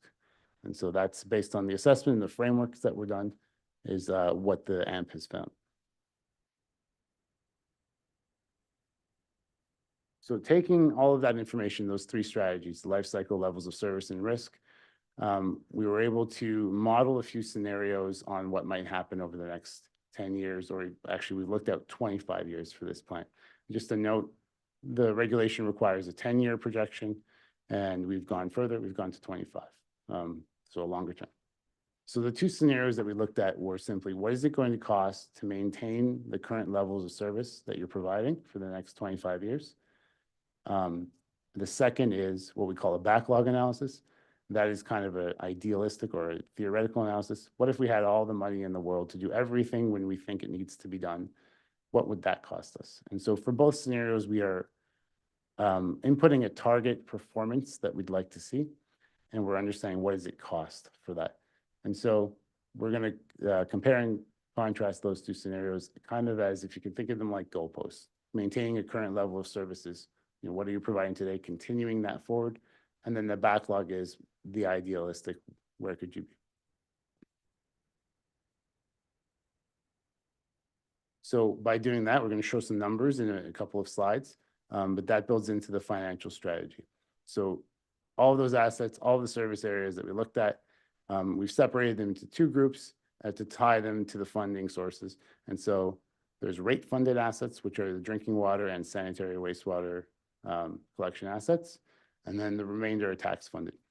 And so those are the two major groups that we've split into to look at the financial implications of the financial forecasts. The second piece is we looked at all the expenditures. We went through a budget analysis to look at the operating budgets and capital budgets. And so we wanted to understand what money was being forecast in the budgets, and we tied them to all of those life cycle activities that I showed earlier. We don't show that detail in this presentation, but the plan contains it. And so how much is required to spend on maintenance, how much on renewals, how much on disposals, and so on. And so that is the financial forecast and strategy tied to the life cycle activities. So a bit of a summary here. And so the financial strategy starts with the summary. what we've reported first is to just understand where things are today in terms of what we call a backlog. And so backlog represents the work that should or needs to be done as of today. And so that would be those assets in the red that we showed earlier. So in terms of value, about overall on the rate funded side, 16% of the value of assets is in backlog, meaning we need to address those needs, but that would be to achieve a 100% level of service, or we had all the money in the world target. And then on the tax funded side, it's 18% in total. But taking that and adding our projections in, so when we forecast using our life cycle logic, we forecast when we anticipate asset repairs, replacements to happen, and how much that's going to cost based on their replacement values today. And we looked at that, paired it to the budget forecast to understand the full life cycle projection. And so for the rate funded assets, under the first scenario, which is what is it going to cost to maintain current levels of service? On the capital side, it's $67 million over the 25 years, so that's 2.7 a year. And then on the operating, it's 1.5 annually for those maintaining current levels of service. For the backlog side, which is the idealistic scenario, 5.7 million per year capital and 1.5 per year operating. So if you look at the figure, the difference is the annual average of the dotted lines. So the maintain current level of service each year, annual average is the red, the backlog is the black. Same figure, but now for tax funded assets. And so the maintain current level of service total is 18.4. So that's 14.7 on capital, 3.7 on operating. And then the backlog analysis is 26.1. So 3.7 operating, 22.4 capital, and that's for backlog. And so the next step to this, and this is the beginning of a financial strategy, which will be for the township's 2025 asset management plan, will be more detailed and have a more detailed analysis to meet the regulation requirements. But as a starting point, we did a comparison against what's in the capital budget. And so the total required under each scenario funding, and this is capital activities only because we're comparing to the capital budget versus the actuals and the gaps. And so what's been established at this point is a $7.8 million annual gap to maintain current service levels. Now, keep in mind, this is done based on a number of assumptions in the data. This is a very first pass at this, and there's more to come in the 2025 asset management plan. The township will be diving deeper on what level of service it proposes to provide. We're meeting the regulation requirement by saying what does it cost to maintain, but we really, the township should be exploring what it proposes to provide and then the funding sources that come with that. A few notes about this. So a gap has been identified, which is extremely common for every municipality or most that we work with. What can be done? And so there's a few things to fund the shortfall or manage the gap. Increasing of spending, but that could be through changes in rates, taxes, or investigation of new rates. Seeking additional funding is another way. Drawing from reserves or considering debt financing. The second is going to come into play when you talk about proposed levels of service. So understanding what performance expectations the community wants or the township wants as a whole. And so the township has, and likely has been for a while, always operating with backlog. Things are continuing to move with that. And so asking the questions is how much backlog are we willing to live with and how much backlog is appropriate, and balancing those needs with maintenance. So operating with an amount of backlog doesn't necessarily mean things are unsafe, but what it might mean is more maintenance is required to keep things running. And so that balance is important. And so understanding what the data says so we can make that balance so the township can understand that and make the appropriate decision is a key feature of asset management planning. What are the risks? And we've documented some of the risks. And so, for example, securing funding is a risk. So a lot of the funding is based on an assumption that funding will, a lot of the analysis is based on an assumption that funding will continue to be provided. And should that change, that's certainly a risk to the future outlook. Deferring work, that may be more costly. And so not being able to address things when they're necessary may result in more costly repairs down the line. And data confidence is, of course, another risk. So we're using the best available data we have today. We do know, and we did identify through the plan, that that can be improved. And so knowing more might refine these numbers better and get a better understanding on what's going on. And certainly the 2025 asset management plan will go a long way to that. And finally, risks, as they always will be, are any external trends that, are out there, climate change being one, the economic landscape being one. Certainly the inflation we've been seeing is definitely a risk. If we think our costs will be something today, if we still continue to see inflation that may be higher than we think. Any unplanned growth or changes in regulations. That's a quick summary of that. And so that's the concluding slide. I think the message of this is a very important step to get all of this information together, combined, collated, to understand, take a first step at understanding what the future looks like long-term. And the message is continuing on that journey to continue to improve the information, have a better understanding, and make the best possible decisions. So I'll pause there for questions. Thank you for the presentation and all the work that's been done on this. Are there questions or comments from council? Councillor Cadeau. Thanks, Mayor. Through you. The report does indicate that we're looking at an annual funding gap of around $7.8 million, and that's to maintain current service levels. I know that over the next year or so, we're going to look into that number, look into the level of service that we provided. When I read that number, I mean, it was a little scary, I'm not going to lie.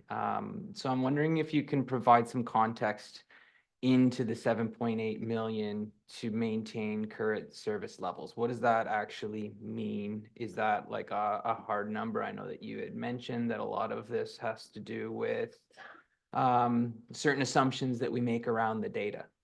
Is there anything that you can tell me that will not make me have nightmares tonight about $7.8 million? Through you, Mayor Schatz, to Councillor Cadeau.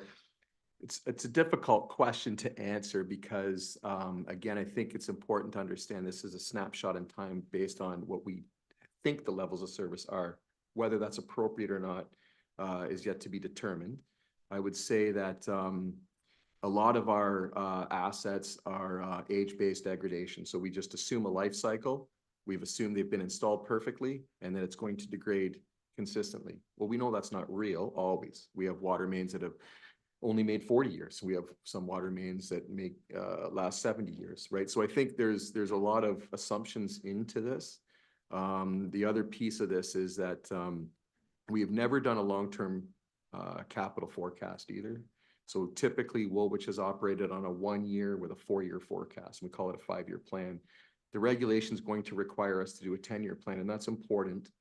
The other piece of this too is we've based this on sustainable funding through OCIF and CCBF, but as council will appreciate in our 2024 budget, there's a number of buckets called upper government funding, as you can see in future years, which is basically means yet to be funded or to determined. So I think that will help us from a long-term sustainability piece. Regarding the $7.8 million shortfall, I think is a bit arbitrary, if I'm honest right now, because well, I should be honest all the time, but anyway, because of what the data we have and some of the gaps we have, right? So again, a number of assumptions in certain asset classes are just simply saying that'll make 50 years or whatever we've determined that useful life. We don't necessarily yet know. So I think the best information available, we've put together a plan that we think is reasonable, a snapshot in time, and it's going to be more refined with greater attention. And I hope that this is just the start. That's, I think, what we're all I'd say a bit excited about, is that the plan will only get better. And the intent here, I think, is data-driven decisions. I think that's a really important piece, and it's not a thumb in the air of what would be nice to do. This is the best bang for our buck to extend useful life of assets that we have to provide the best service to our customers. Councillor Grant and then Councillor Schmidt. Thank you. I want to thank you for the hard work. Not an easy task, I'm sure, to categorize all of the assets that we have in the township. And particularly timely considering what's going on in the city of Calgary with their water main. You mentioned the kind of how we classified very poor as at or past their life cycle.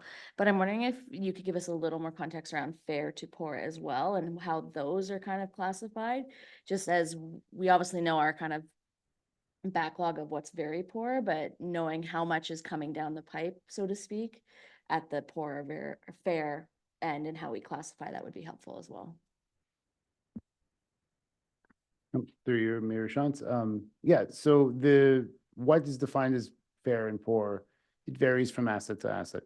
But if we want to use age as an easy way to think about it, it's an even progression through its life if we're thinking only of age. And so that means that if the asset is, let's say, 20 years we expect it to live 20 years, well, the first 5 years will be very good, and then the next 5 good, and then the following 5 fair, and then poor. Now, it's not always true of every asset. They deteriorate differently, and of some of the where condition information was available, we tied those categories to the condition ratings themselves. Where it wasn't, we were using age for lack of better information. To just supplement what Jared mentioned, the age-based is a simplification. It's a first starting point. Condition-based is always preferred and better. And so many of the assets were age-based because that's what was available. And so hopefully that will answer. Councillor Schwinn. Just following up on the ratings, what % of the assets do we, I guess, have actual conditions that were used to evaluate good, fair, poor, and what percentage was age related strictly? Through you, Mayor Shantz. The condition ratings were available for all the bridges and culverts, for the entire road network, the pavement surfaces. And there is what we call the adjusted age-based method for water mains. And so it's mostly age-based, but because we have records of breaks that have happened, we're able to kind of adjust the age based on how many breaks occur, because ultimately that's how you measure the condition of the water main. The remainder were age-based for now. I know the township has some, actually, sorry, I shouldn't say that. There's some facilities that had building condition assessments that were integrated as well. Not all, but a portion. And then we know there is information available for other assets. We couldn't tie it yet to the data. It wasn't ready for sanitary sewers, but the rest are age-based. Okay. So to follow up on that, and the ones that were high risk of failure and high impact in the red category anyway, did we look into those specific assets and see if they were strictly age related or actually condition related? Through you, Mayor Shantz. Some, off the top of my head, I don't recall all the ones that were. Some are condition-based. I believe some aged bridges that were in that category. I would say, I can't tell you the number off the top of my head. I'll have to look into a little more and perhaps maybe even open up the document and flip through all the sections to see which ones made it to the red. There is one of those matrices in every of the subsections, so for every group of assets within the report. Anyone else? Councillor Grant. Thank you. Through you to the delegates. I'm just wondering if they're with this, and I fully acknowledge that this is maybe just like a forecast and kind of is just guessing. But I'm wondering if there's a foreseeable date where we'll see a significant number of assets that are coming up for renewal. Just knowing that the way infrastructure works, we'll have boom and bust years, and some years we'll have a significant amount of infrastructure go into place, and in the next 25 years, they'll kind of come up for renewal. So I'm just wondering if we see something kind of in the future of Woolwich where we're going to have a significant number of assets at that like age-based kind of life cycle renewal. Yeah, through you, Mayor Shantz, to Councillor Grant, absolutely. And I think an easy way to look at that is look at the install date when growth happened in Woolwich. We're fortunate in Woolwich that we have a lot of, I'll say, relatively new infrastructure in comparison to, say, a city of Kitchener which would have more older and larger, older and more aged infrastructure than say, well, which would have, but for example, St. Jacobs was serviced in like 1977, 78. Sanitary water, full stop, everything in St. Jacobs. So there's an install date.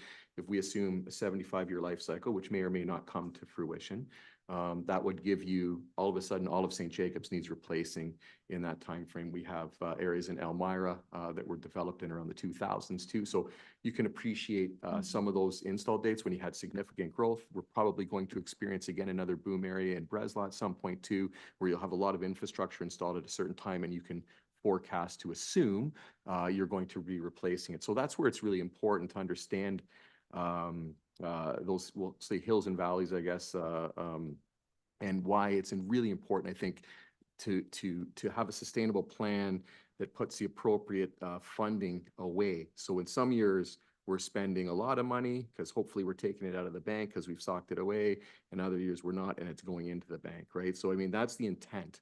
That's really the goal, is to get to a reasonable dollar amount that you're putting away every year to deal with the ups and downs in the replacement cycle. So easier said than done, of course, and I've tried to apply that to everything we own, right? So I think that's where we're right now, a little bit in the infancy stage, because the goal would be then taking us all together as an organization and putting that all on the table and looking at that and working towards that same goal. So it's not one department versus another department ever. It's holistic, because that's how we understand community. You need everything, right?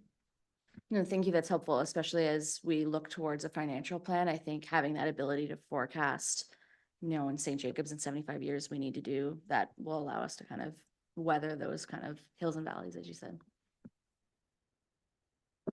Anyone else? Okay, I think, thank you again for the work. I think this is a good way to see where we're going and how we're going to get there, and how we're going to maintain the assets that we have. But also, since I started 10 years ago in this role, we've been advocating for reliable and predictable funding from other levels of government, and this will provide a very good tool to help support that advocacy and say, look, this is our plan. We've done all this work, and we're short, and this is where we're short. So it's going to be very helpful going forward. What was the most surprising thing that you saw from this, Jared? Yeah, I think, thank you, Mayor Shantz. I think I was surprised at the replacement value that Woolwich is responsible for. I think that was a bit shocking to me, to see us over $1 billion of assets. I wasn't expecting that. I don't know what I was expecting, quite frankly, but to see that we're responsible for over $1 billion was a bit mind-boggling, I think. So that was fascinating to me. It's a big number. It is a very big number, yeah. Okay, we do have a motion to approve this plan, I guess. Councillor Grant, seconded by Councillor Bryant. All those in, sorry. Yeah. Just to clarify. Yeah. We're approving a plan. I see a document that's got a whole lot of information for us. To me, a plan we're approving catching up on deficit, like Councillor Cadeau was talking about. I'd like some clarification on what exactly approving the plan means, as opposed to receiving the information. Yeah, to you, Mayor Shantz, to Councillor Schwinn. So I think what the ask and the legislation requires this. So if we appreciate that everybody is responsible for asset management in the organization, that is the top being council, and then working through senior management and all the way down to those. So really what we're asking for is an endorsement of the snapshot of time. That's what this is. It's really a snapshot in time based on the data we have available. So I know it's called an asset management plan, right? And it does speak to what that snapshot is today. But I think we need to understand that this is always an evolution. It's a living document that's forever changing. Hopefully it's always improving. I think that would be the intent, is the more data you get. But we may find out next year, and we report back to council that we weren't aware that we had a whole bunch of sewer, for example, that was deficient. We didn't know because we didn't have that data. So it's not that we're tying, or council should think of this as tying their hands to really anything other than This is a snapshot of data that we have, that we're responsible for, that we need to fund and maintain, and that it does provide a level of service. So hopefully it gets better and better, and that information gets better and better as we go along. That's really what we're asking council to endorse. So that's a key distinction for me. So this is not a plan. This is a snapshot or report of state of Woolwich Township infrastructure. The legislation speaks to a plan, and I don't know if David has an alternative definition, but to me, that's what this is all represented, is a snapshot in time. David? Yeah, if I could provide some context through you, Mayor Shantz. I think that, you know, there's still one more milestone that needs to be achieved for the regulation, which is what I would call a fully formed asset management plan. This is kind of a stepping stone. And so I think what the endorsement would be into, do we agree on kind of where we are today and our understanding of the world today? Because this document is intended to inform more tactical plans. It's a long-term forward-looking document. I won't use the word truth, but what it tells us should filter its way down into the next operational level of planning. And so the information is to be used on a more tactical level, but I will say that in 2025, you'll see more of a plan that the way you're kind of thinking of it. Because will there be extra pieces in here that this is our stepping stone? Sorry, in addition to approve the levels of service, the content of the plan, what is being used to measure, to report. And that's another piece that you're being asked to endorse as well. Councillor Cadeau. Thank you, Mayor. I'm wondering if we can just bring up the second slide in the presentation for a moment, because I had the same question. In fact, I sent an email to Jared in a panic saying, like, what are the immediate plans to deal with this? And he kind of reminded me, well, there's a process to this, Nathan, and we're at July 1st, 2024. By July 1st, 2025, I think what you're envisioning, that well-formulated plan, how are we going to kind of manage this? That's to come next year. And correct me if I'm wrong, but that's my understanding based on slide 2. And through you, Mayor Shantz, to Councillor Cadeau and Schwinn, that's 100% correct. This is a part of the process. I think in 2025, we now have what we would deem to be a plan. I think council, regardless if you want to acknowledge that or not, through every budget cycle, you're endorsing a level of service. You're providing input into a plan, whether you know it or acknowledge that or not, I guess really is the point. And what we've been able to do is compile what this looks like township wide, right? So typically you look at a capital budget that's specific to a department, you look at an operating budget specific to a department, and we discuss that. But here it is, in the grand scheme of things, is the entire asset inventory essentially for the township of Woolwich. And what we have yet to do, and that is part of the next phase, is we have yet to determine what levels of service are appropriate for the organization and funding levels, right? So we may decide that council, it may be decided that we are going to underfund certain areas to increase funding in other areas. Maybe we're not going to increase funding, but we're going to reallocate. I mean, there's a whole host of things that we need to unpack with council, and we're going to start that in this budget cycle coming up, despite us not yet coming up with that financial plan, but it's going to be in that vein. I think that's what we're recognizing, that we have gaps to fill. We're going to present that to council, hopefully get endorsement for those gaps to fill, and be able to come up with a better plan going forward and for future councils to deal with. So again, I think if I appreciate the comment, because it's a plan, but it's not what you would think of as a plan. It's really a snapshot in time of what we have and the condition of what we think the asset is. Most of it's based on age. Bit of a guess, right? If we're honest, right? But that's where it's saying, hey, you've got gaps to fill, and this is where we need to put our attention to get a better plan in place. So the legislation speaks to the terminology. I can't do anything about that. They classify it as asset management plan. There is a policy for which we need to work under that context that forms the plan or covers the plan. And really, you're not going to get a true plan, at least the first full plan from Woolwich, until 2025. And again, that will be a snapshot in time.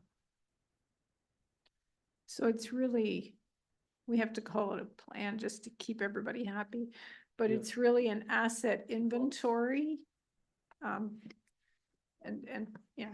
Yeah, I think through you, Mayor Shantz, no, I think again, we talk about this as being a stepping stone to the 2025 plan. Just a bit more context around the regulation. Once the 2025 plan is finished, the regulation requires a new plan every 5 years. But that's the 2025 version. So this version, the 25 version, and what you'll be asked to endorse is the levels of service that you're proposing to provide, which is not yet here. So that is really the main endorsements. There's gonna be a cost associated with that. You're gonna have to agree and endorse the proposed levels of service. Again, because we're at a stepping stone phase, it's not in this version yet. So I think that's an important distinction for us, the council, to remember that this is a snapshot and inventory.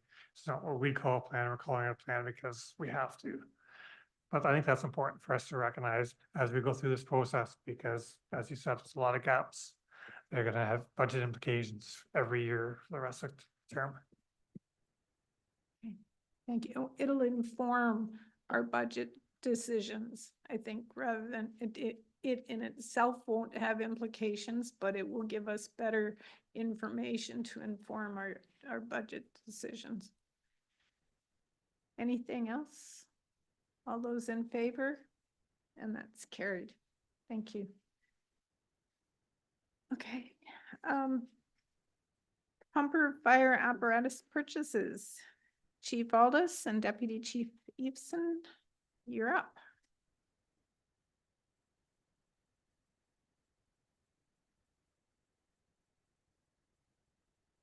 And the score is 1-0 for Edmonton. End of the first. Oh, Right. I hear it was a shorthanded goal. Somebody's watching the game. Yeah. Good evening, Mayor and Council. I'm Deputy Chief Craig Eveson. And I'm here to speak to you tonight about the report A04-2024, respecting the purchase of 2 new pumper fire apparatus for Station 1 in Elmira and Station 6 in Breslau. We asked that the council give pre-budget approval of $3,154,116.94 for net of the HST rebate for the purchase of 2 new KME custom pumper fire apparatus. Again, one for Station 1 in Elmira and one for Station 6 in Breslau. Sorry. Oh, sorry. I forgot to turn my camera on.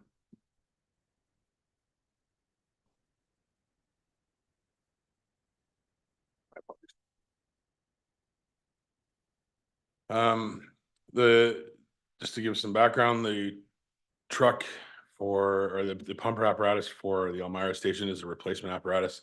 It's to replace the aging pumper that's currently there. As per NFPA 1911 and FUS, which is the Fire Underrated Survey, is recommendation for the expected service life of a fire truck at 20 years or front run pumper. The Station 6 pumper is the recommendation based on projected growth and demand for calls for service from that station in that area, not just solely from the residents, but also from the surrounding areas, which are becoming more and more populated and vehicular traffic and such traversing through the area. These are to be funded. The 2 trucks are to be funded from different streams. One's the Equipment Replacement Reserve Fund, and the other is to be funded through DC funding. Yeah, so as you saw in the report, that's good. All right, sorry. Yeah, that's it. Does anybody have any questions? Sorry, I'm not too good at presenting. Councillor Burgess. Through you, Mayor Shantz, I got a couple of questions on this one. What's the current age of the pumper in Elmira that we're looking to replace? It's 2018 or 2006. My apologies. So it'd be 18 years old. So at the replacement, it'd be about at the 20-year mark. Correct. And the build out time on both these trucks is about 26 to 28 months. So we're anticipating the age of the truck at that time. And if we were to drag this out just a couple years, I know we're past that 20-year mark, is that gonna make a large difference if the other pumper tanker is still within that 20-year mark? I'm sorry, was the, So if we have one that we're pushing out past the 20-year mark for the underwriter's insurance, but Yes. the other one is still within that, well, can we the, drag that out a bit? Is it gonna make a big difference? the second one's not a replacement, it's an additional Sorry, apparatus. the other one in Elmira. Cause we have a pumper plus a pumper tanker. So if we have one good truck, one that's 1 or 2 years past the deadline. The 20 years only speaks to the first run pumper, which is the 2006 being replaced by the truck in this report. Right, but what I'm asking is, if we have one, like the pumper tanker, I'm really struggling with that. Pumper tanker, yeah. If it's still within the 20-year mark, can we drag out the lifespan of the one you're looking to replace right now if we have one that's currently good to go and the other one we're just pushing a little bit past the threshold of 20 years for the insurance? Does that make sense? I understand the question. Yeah. If we can just push it back, because 3,000 is a big price tag if we can divide that out 2 years away or whatever it may be. Are we getting a discount for purchasing two? Sorry, there's two questions floating around there, but yeah. For Councillor Burgess's question, I'm not 100% sure what the year of the pumper tanker is, but I know it is coming up because it was bought used and it was 10 years old at the time when we purchased it. So it would be coming up probably very shortly as well. The problem with trucks right now is the increases are going through the roof. So after we originally got the quote on these two trucks, we got hit with an $80,000 US increase on them. Yeah. And that deals with, Cummins has changed their motor to be more of an environmentally friendly motor, and they've gotten rid of all the other ones.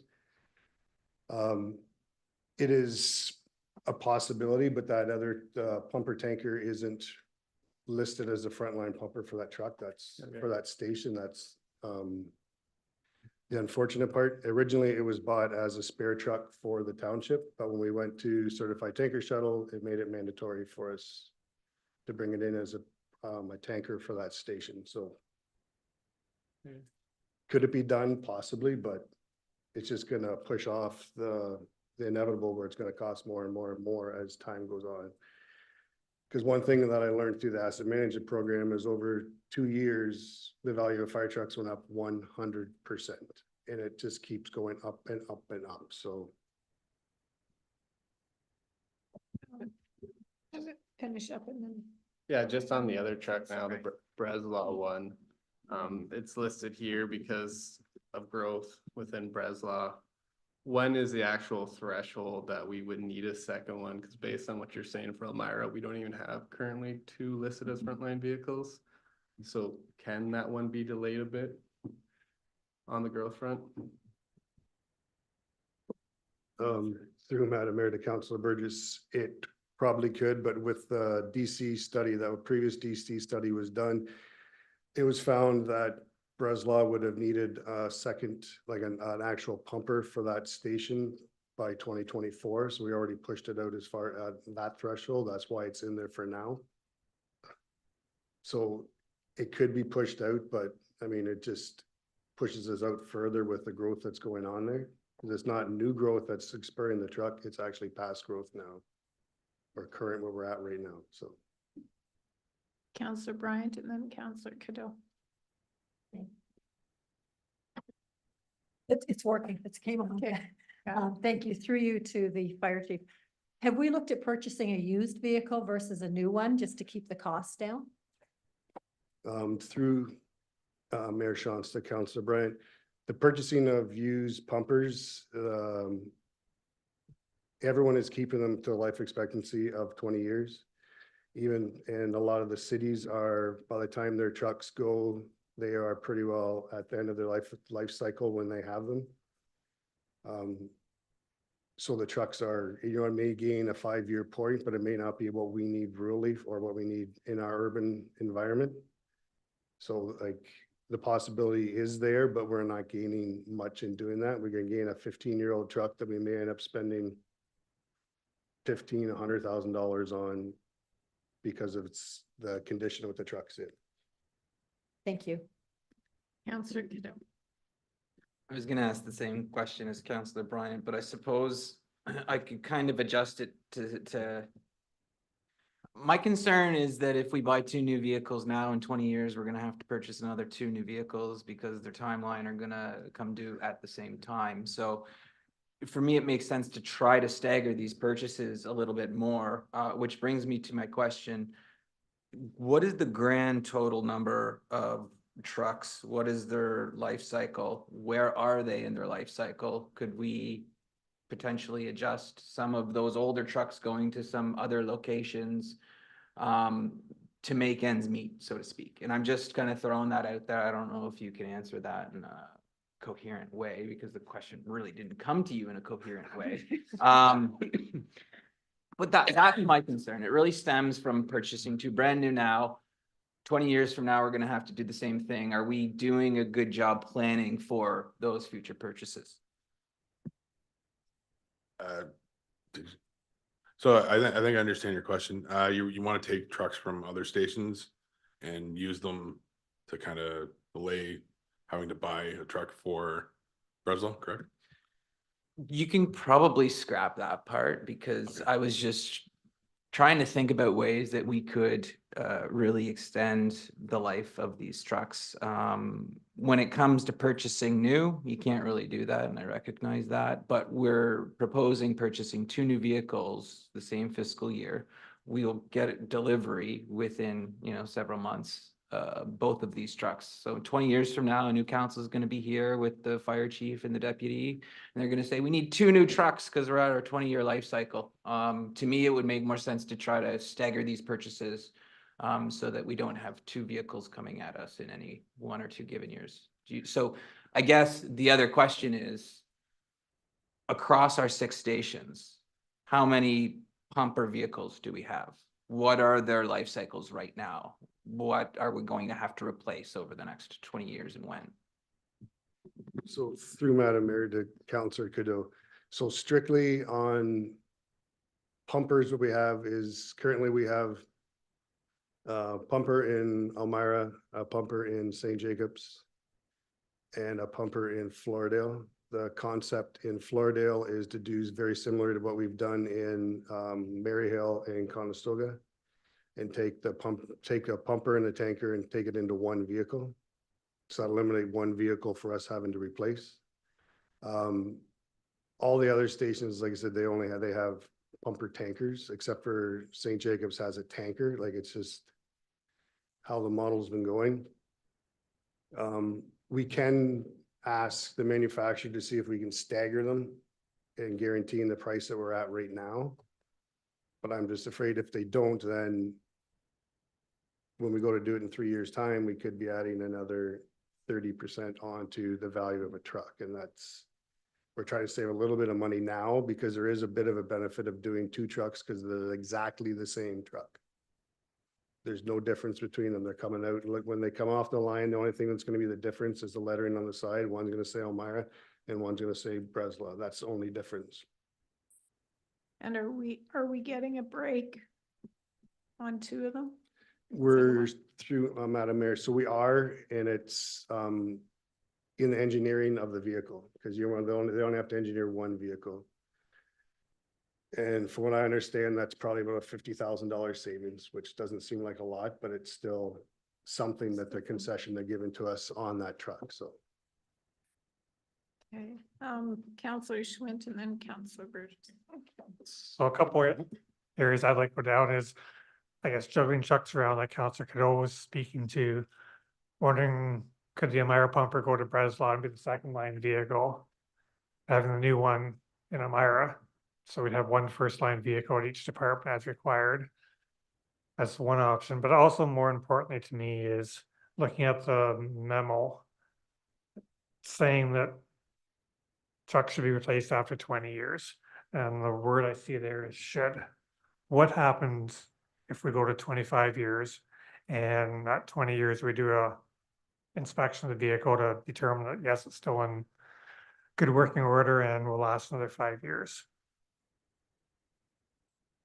step one? Through you, Mayor, to Councillor Schwinn, the 20-year recommendation comes from the Fire Underwriter Service, which assesses the community and bases a rating on their findings. So the things they look at is your ability to respond, the age and condition of your apparatus, and based on the rating, insurance companies use whatever FUS determines your community to be, and they assess this, like an insurance rate for that community or village or whatever, what have you. So if you go over the 20 years, you start to lose rating points or credits that they assess to the township, and homeowners insurance rates could potentially go up. But theoretically speaking, you could extend the life of a truck, but at the cost of increased insurance rates.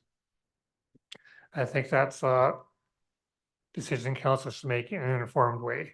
Understand that it's a conversation we have to have based on spending an hour and a half on asset management earlier tonight. So I'd like to propose that council investigate that before making a decision. And then last question, could we get an update? I know in the 24 budget, we've approved buying a couple of vehicles for Elmira. One used and one new, I thought. Is that progressing as expected?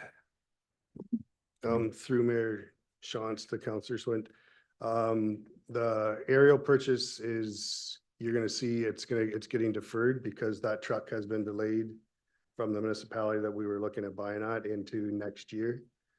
So that's unfortunate for us, but it's unfortunate for them as well, because that's now put a 36-month truck heading in towards the 4-year mark. And that's the reality of the world that we're in with trucks.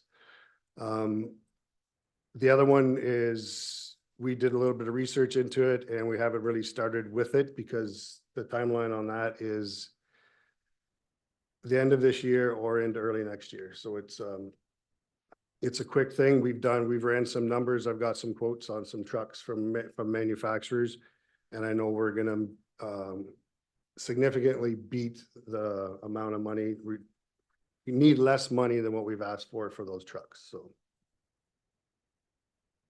Councillor Burgess. Through you, Mayor Shantz. Sorry to go back to this underwriter survey. How often do they analyze this, and is that just done through a survey or request to you, or how's that actually done? Through Madam Mayor to Councillor Burgess, what they do is they look at the infrastructure and all the assets of the township that relate to insurance ratings. So for this case, they look at the age of the water mains, the amount of work that gets done to them, and how much capacity and stuff that they can do. With that, they look at the age of our apparatus, and our frontline trucks have to be, the last year that they give is 20 years. That's what they say. Anything over 20 years is the cap for it. So right now we're running with about a 3A rating for Elmira. And then I know when Guelph Aramasa canceled their service agreement with us, the residents there, because they were serviced by our certified tanker shuttle, were in a 3B category, are now down into a 4, and it's a substantial increase for them for their insurance ratings out there. And it'll affect ours on our buildings as well, like municipally, right? So it's not just houses, it's everybody, so. And is that an annual process they're requesting that from you? They request us to fill up our part, which is the age of our trucks. If we replaced any trucks, added any new trucks, that's on an annual basis. And how often they do their survey into the municipalities is they used to come around and do it in person every 5 years. But now with age of technology, we're required, and then everyone in municipalities are required to put all that information into their portal for them, and then they just spit out a number. So.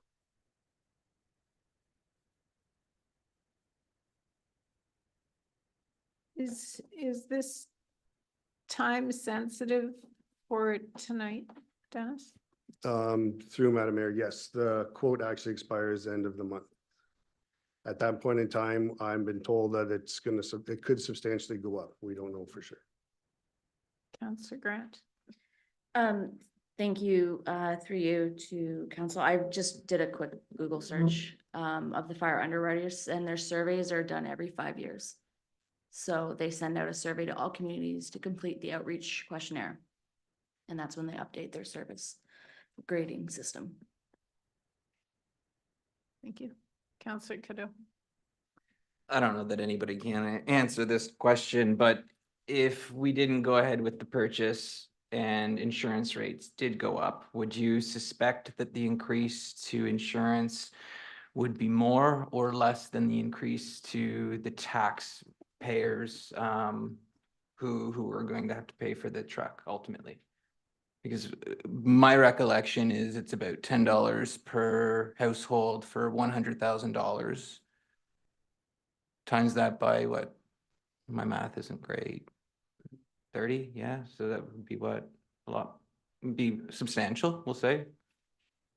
Is 30 the answer? I was looking at you, Carter. I thought you're the math guy. 31 would be $310.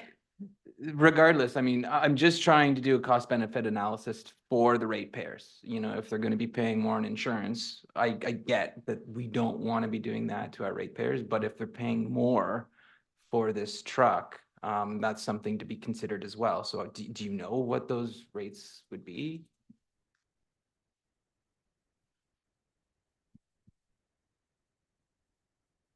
Through you, Mayor, to Councillor Cadeau, not off the top of my head, no, I don't know what the exact number would be. And I don't know how it would correlate to, would the cost per household tax increase be less than the increase in insurance ratings? So I don't actually know what the adjusted rate of insurance would be. So that's a difficult question to answer because they'd have to reassess us and assess us a new insurance rate. Plus, if you extend the life of the truck, you got to remember these trucks, they're not typical. They're not run in a typical fashion like a truck would be, where you start it up, you let it warm up, idle, get to operating temperature, and then proceed down the road. You come in, you start the thing, it's been running for about 20 seconds, and then you're basically full pin until you get to where you're going. And then, so the 20-year lifespan, I think, is based on the fact that they're extreme duty. They are, for lack of a better term, used and abused just because of the nature of the business. You're not slowing down for certain things. You're aggressively driving to where you got to go, right?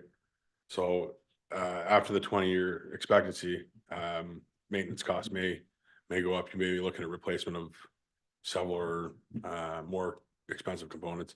So to accurately say whether the cost of a new truck would be greater than the cost of the insurance adjustment and maintenance cost, I can't say that without the accurate numbers and the reassessment. So the one truck is coming from DC, so that's already been accounted for over time from development.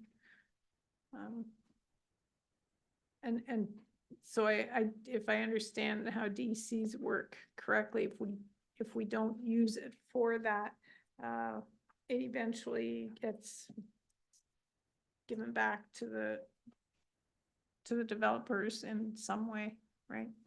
Yeah. David? Through you, Madam Mayor, to council, just to be clear from the report, under the financial analysis with both trucks, I just want to be clear on this.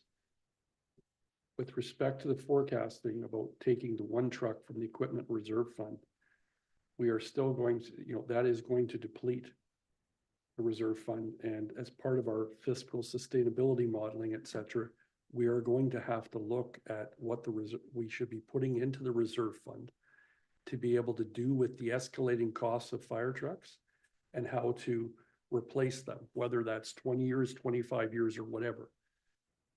Also, let me be clear, the report also speaks to the fact, and I spoke with Mr. Petherick on this in Mr. Fairweather's absence, on the fact that because this new truck was forecast in the development charges background study, by the time this truck will be purchased, there will not be sufficient development charges within the fire portion of development charges there would be hopefully sufficient funds within the broader development charges, broader reserve fund, and we would have to borrow from the broader reserve fund or find an alternative means.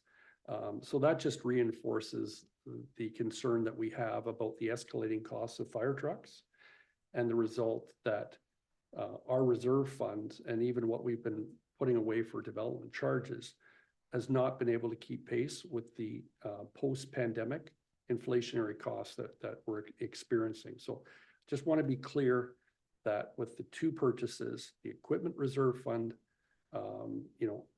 by the time this is purchased, it will not have sufficient resources until we do the modeling for future purchases of fire trucks. So that has its own realities. And also the development charges by that time will not have sufficient funds. We'll have to borrow from within the broader development charges reserve funds.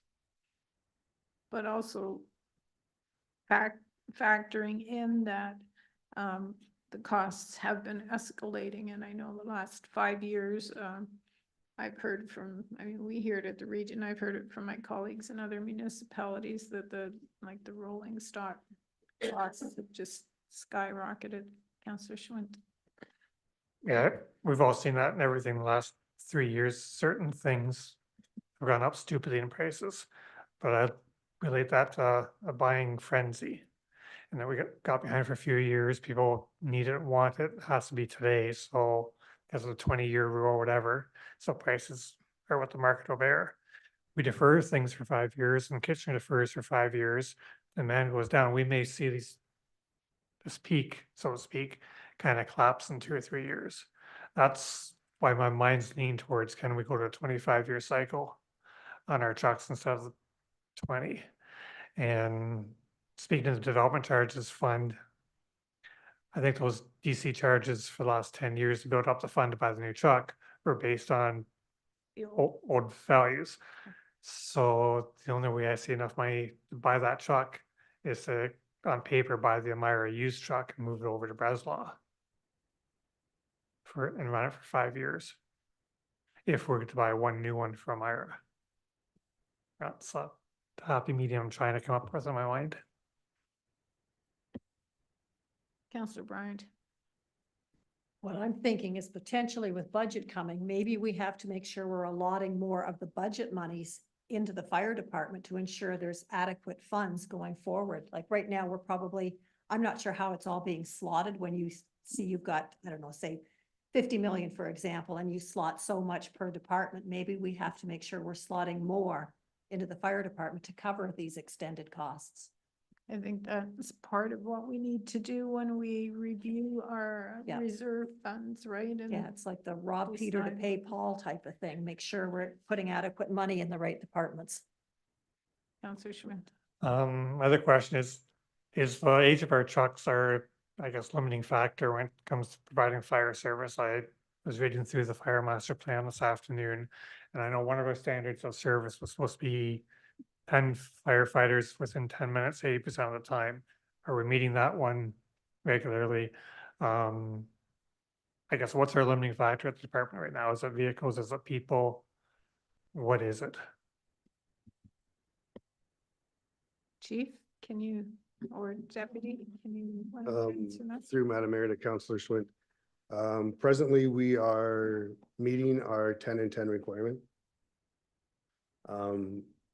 Some of that is due to the way we're dispatching for incidents like barn fires like we had just on Arthur Street, where we have 3 different departments bringing all their vehicles and all their people to it.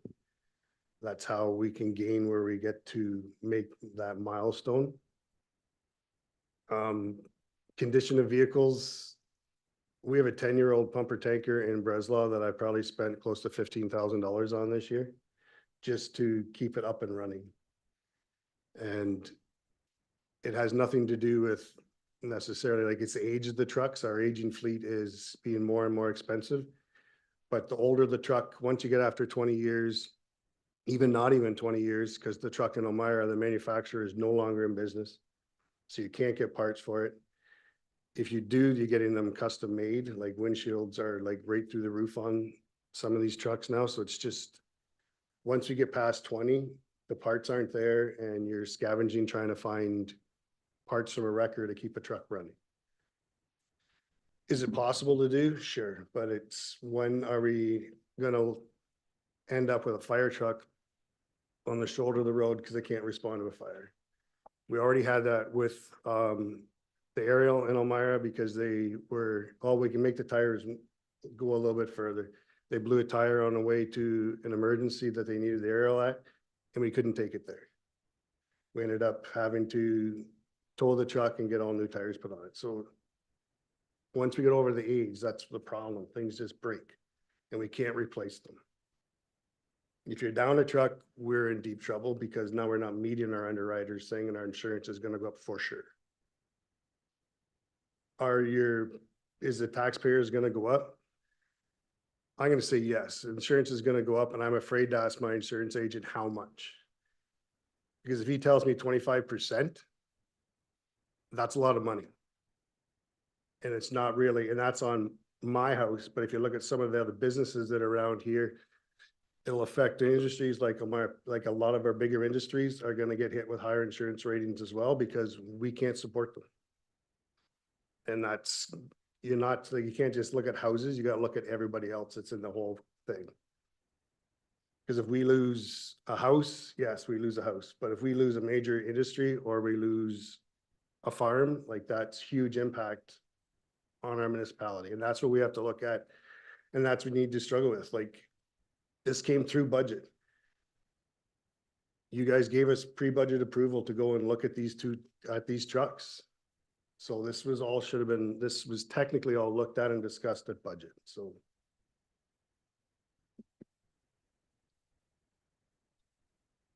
There's a request here. What do you want to do, council?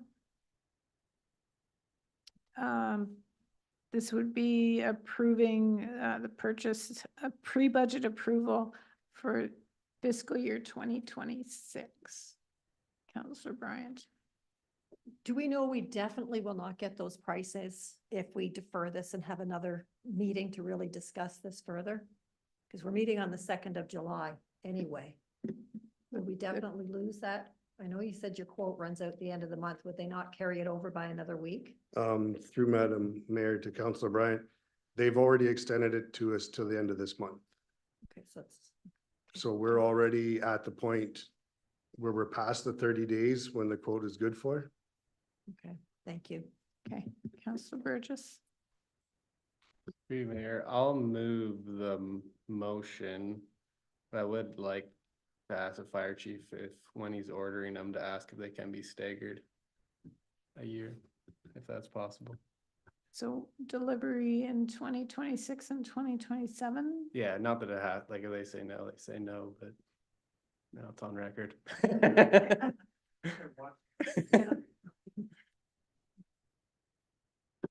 Through Madam Mayor to Councillor Bryant, to Councillor Burgess for sure. We can see what they can do. And I know for larger quantity of trucks, they've solidified prices and given them a staggering out. And I can see if they can do that for us. Okay. So moved and seconded. Any further discussion? All those in favor? And that's carried. Okay, thank you. I didn't ask for opposed. Did you want to put your hand up? Okay.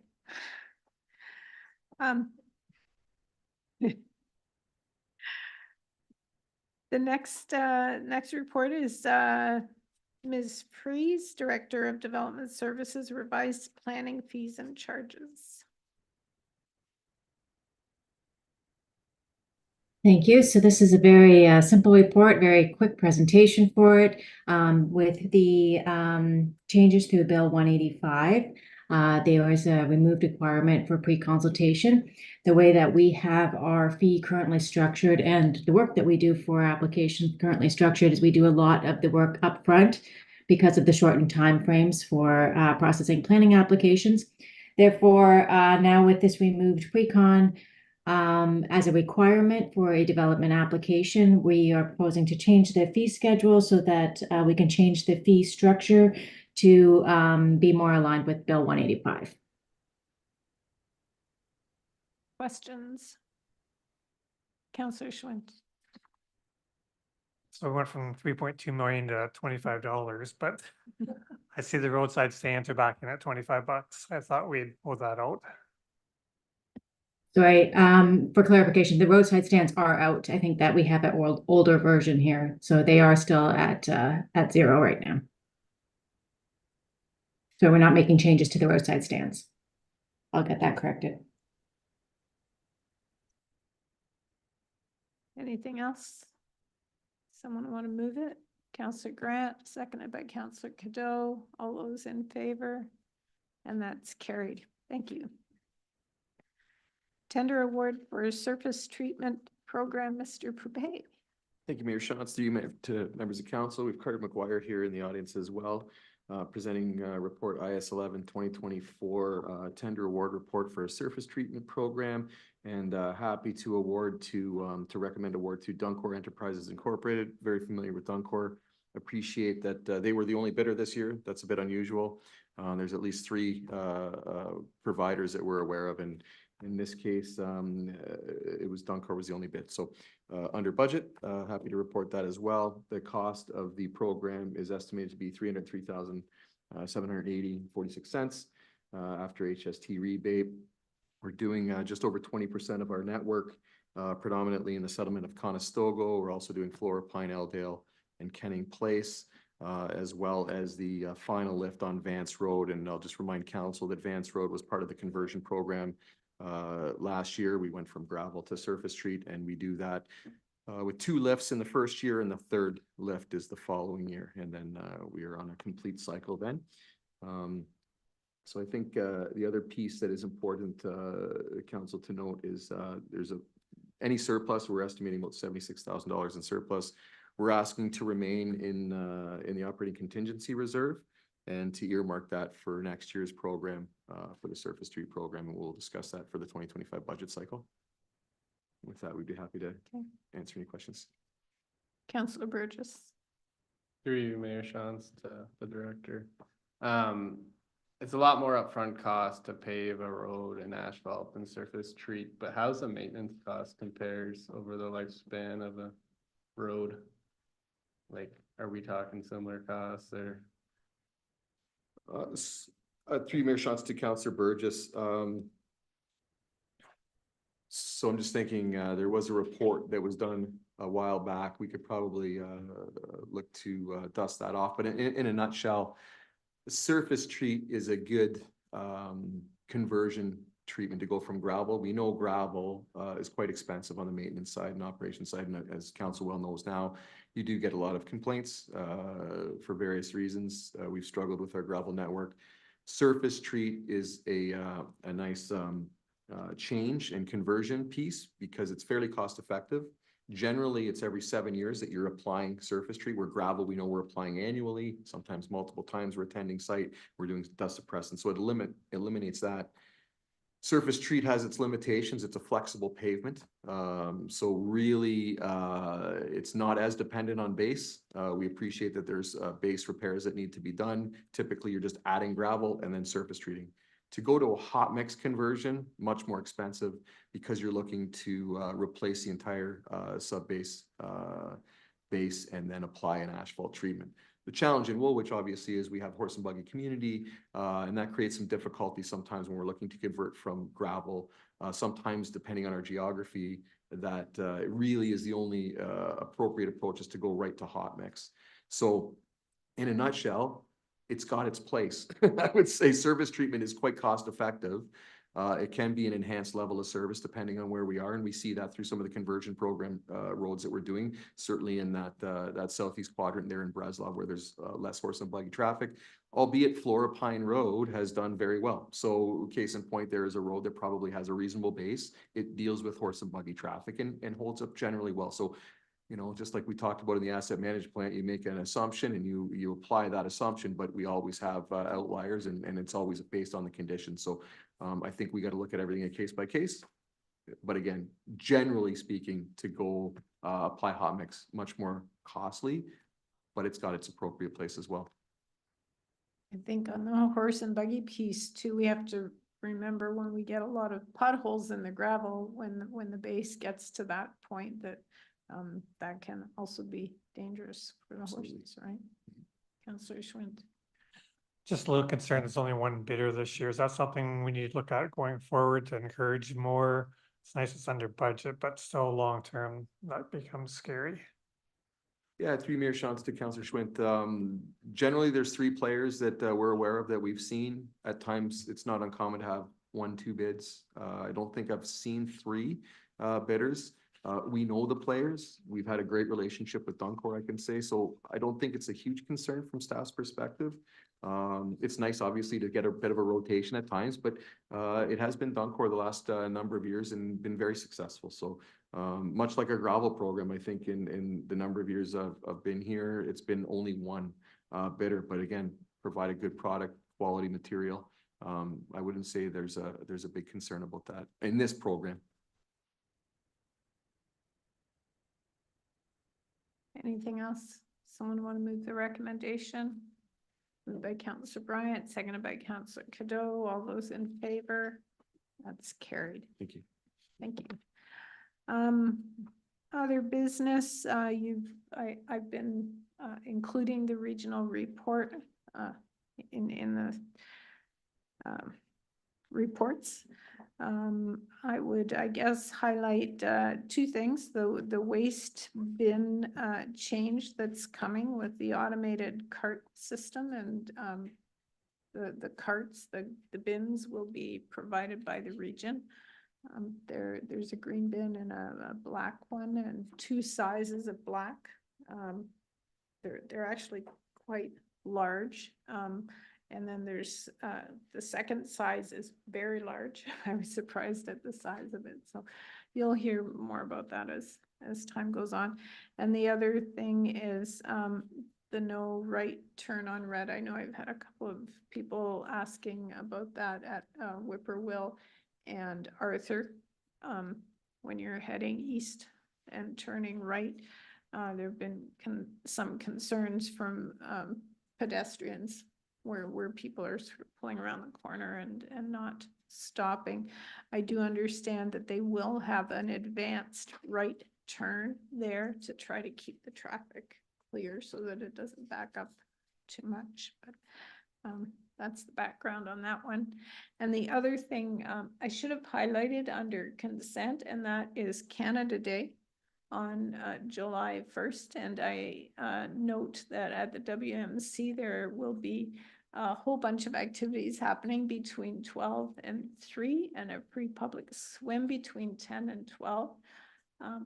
And I'm assuming that our website will have any other activities around the township that will be happening. So enjoy your Canada Day. Are there any council reports or updates? Councillor Cadeau. More a question for you, Mayor, on the no right on red. Is there any way that we can go back to region and request that this be a temporary trial? I know that I had read some of the documentation that went along with that decision, and it's one of the first times the region isn't basing it on data, which was a little surprising because we know how the region really likes to base it on data. It said that it was one of the first times they were looking at qualitative data and pedestrian comfort. I just drove up to Burger King for dinner last night, and it was a red signal. I probably would have waited there an extra 45 seconds. And I know 45 seconds doesn't seem like a lot, but when you're doing it frequently, it does add up. Is there any way that we can go back to region and ask that this be looked at in some time? Can I ask? Yeah. Okay.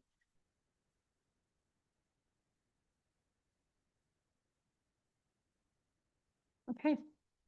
Anything else? Outstanding activity list. Okay, we need a motion that following bylaws be read in the, following bylaws in the hands of the clerk be read a first, second, and third time finally passed, and that they be numbered as bylaw number 36-2024 to 38-2024, and they be signed by the mayor and clerk and sealed with the corporate seal. Moved by Counselor Schwinn, seconded by Counselor Grant. All those in favor, and that's carried. Thank you. And motion to adjourn. Counselor Burgess, Counselor Cadeau, all those in favor. We're going into closed, yeah. So thank you to everyone who participated, attended, or tuned into the meeting tonight.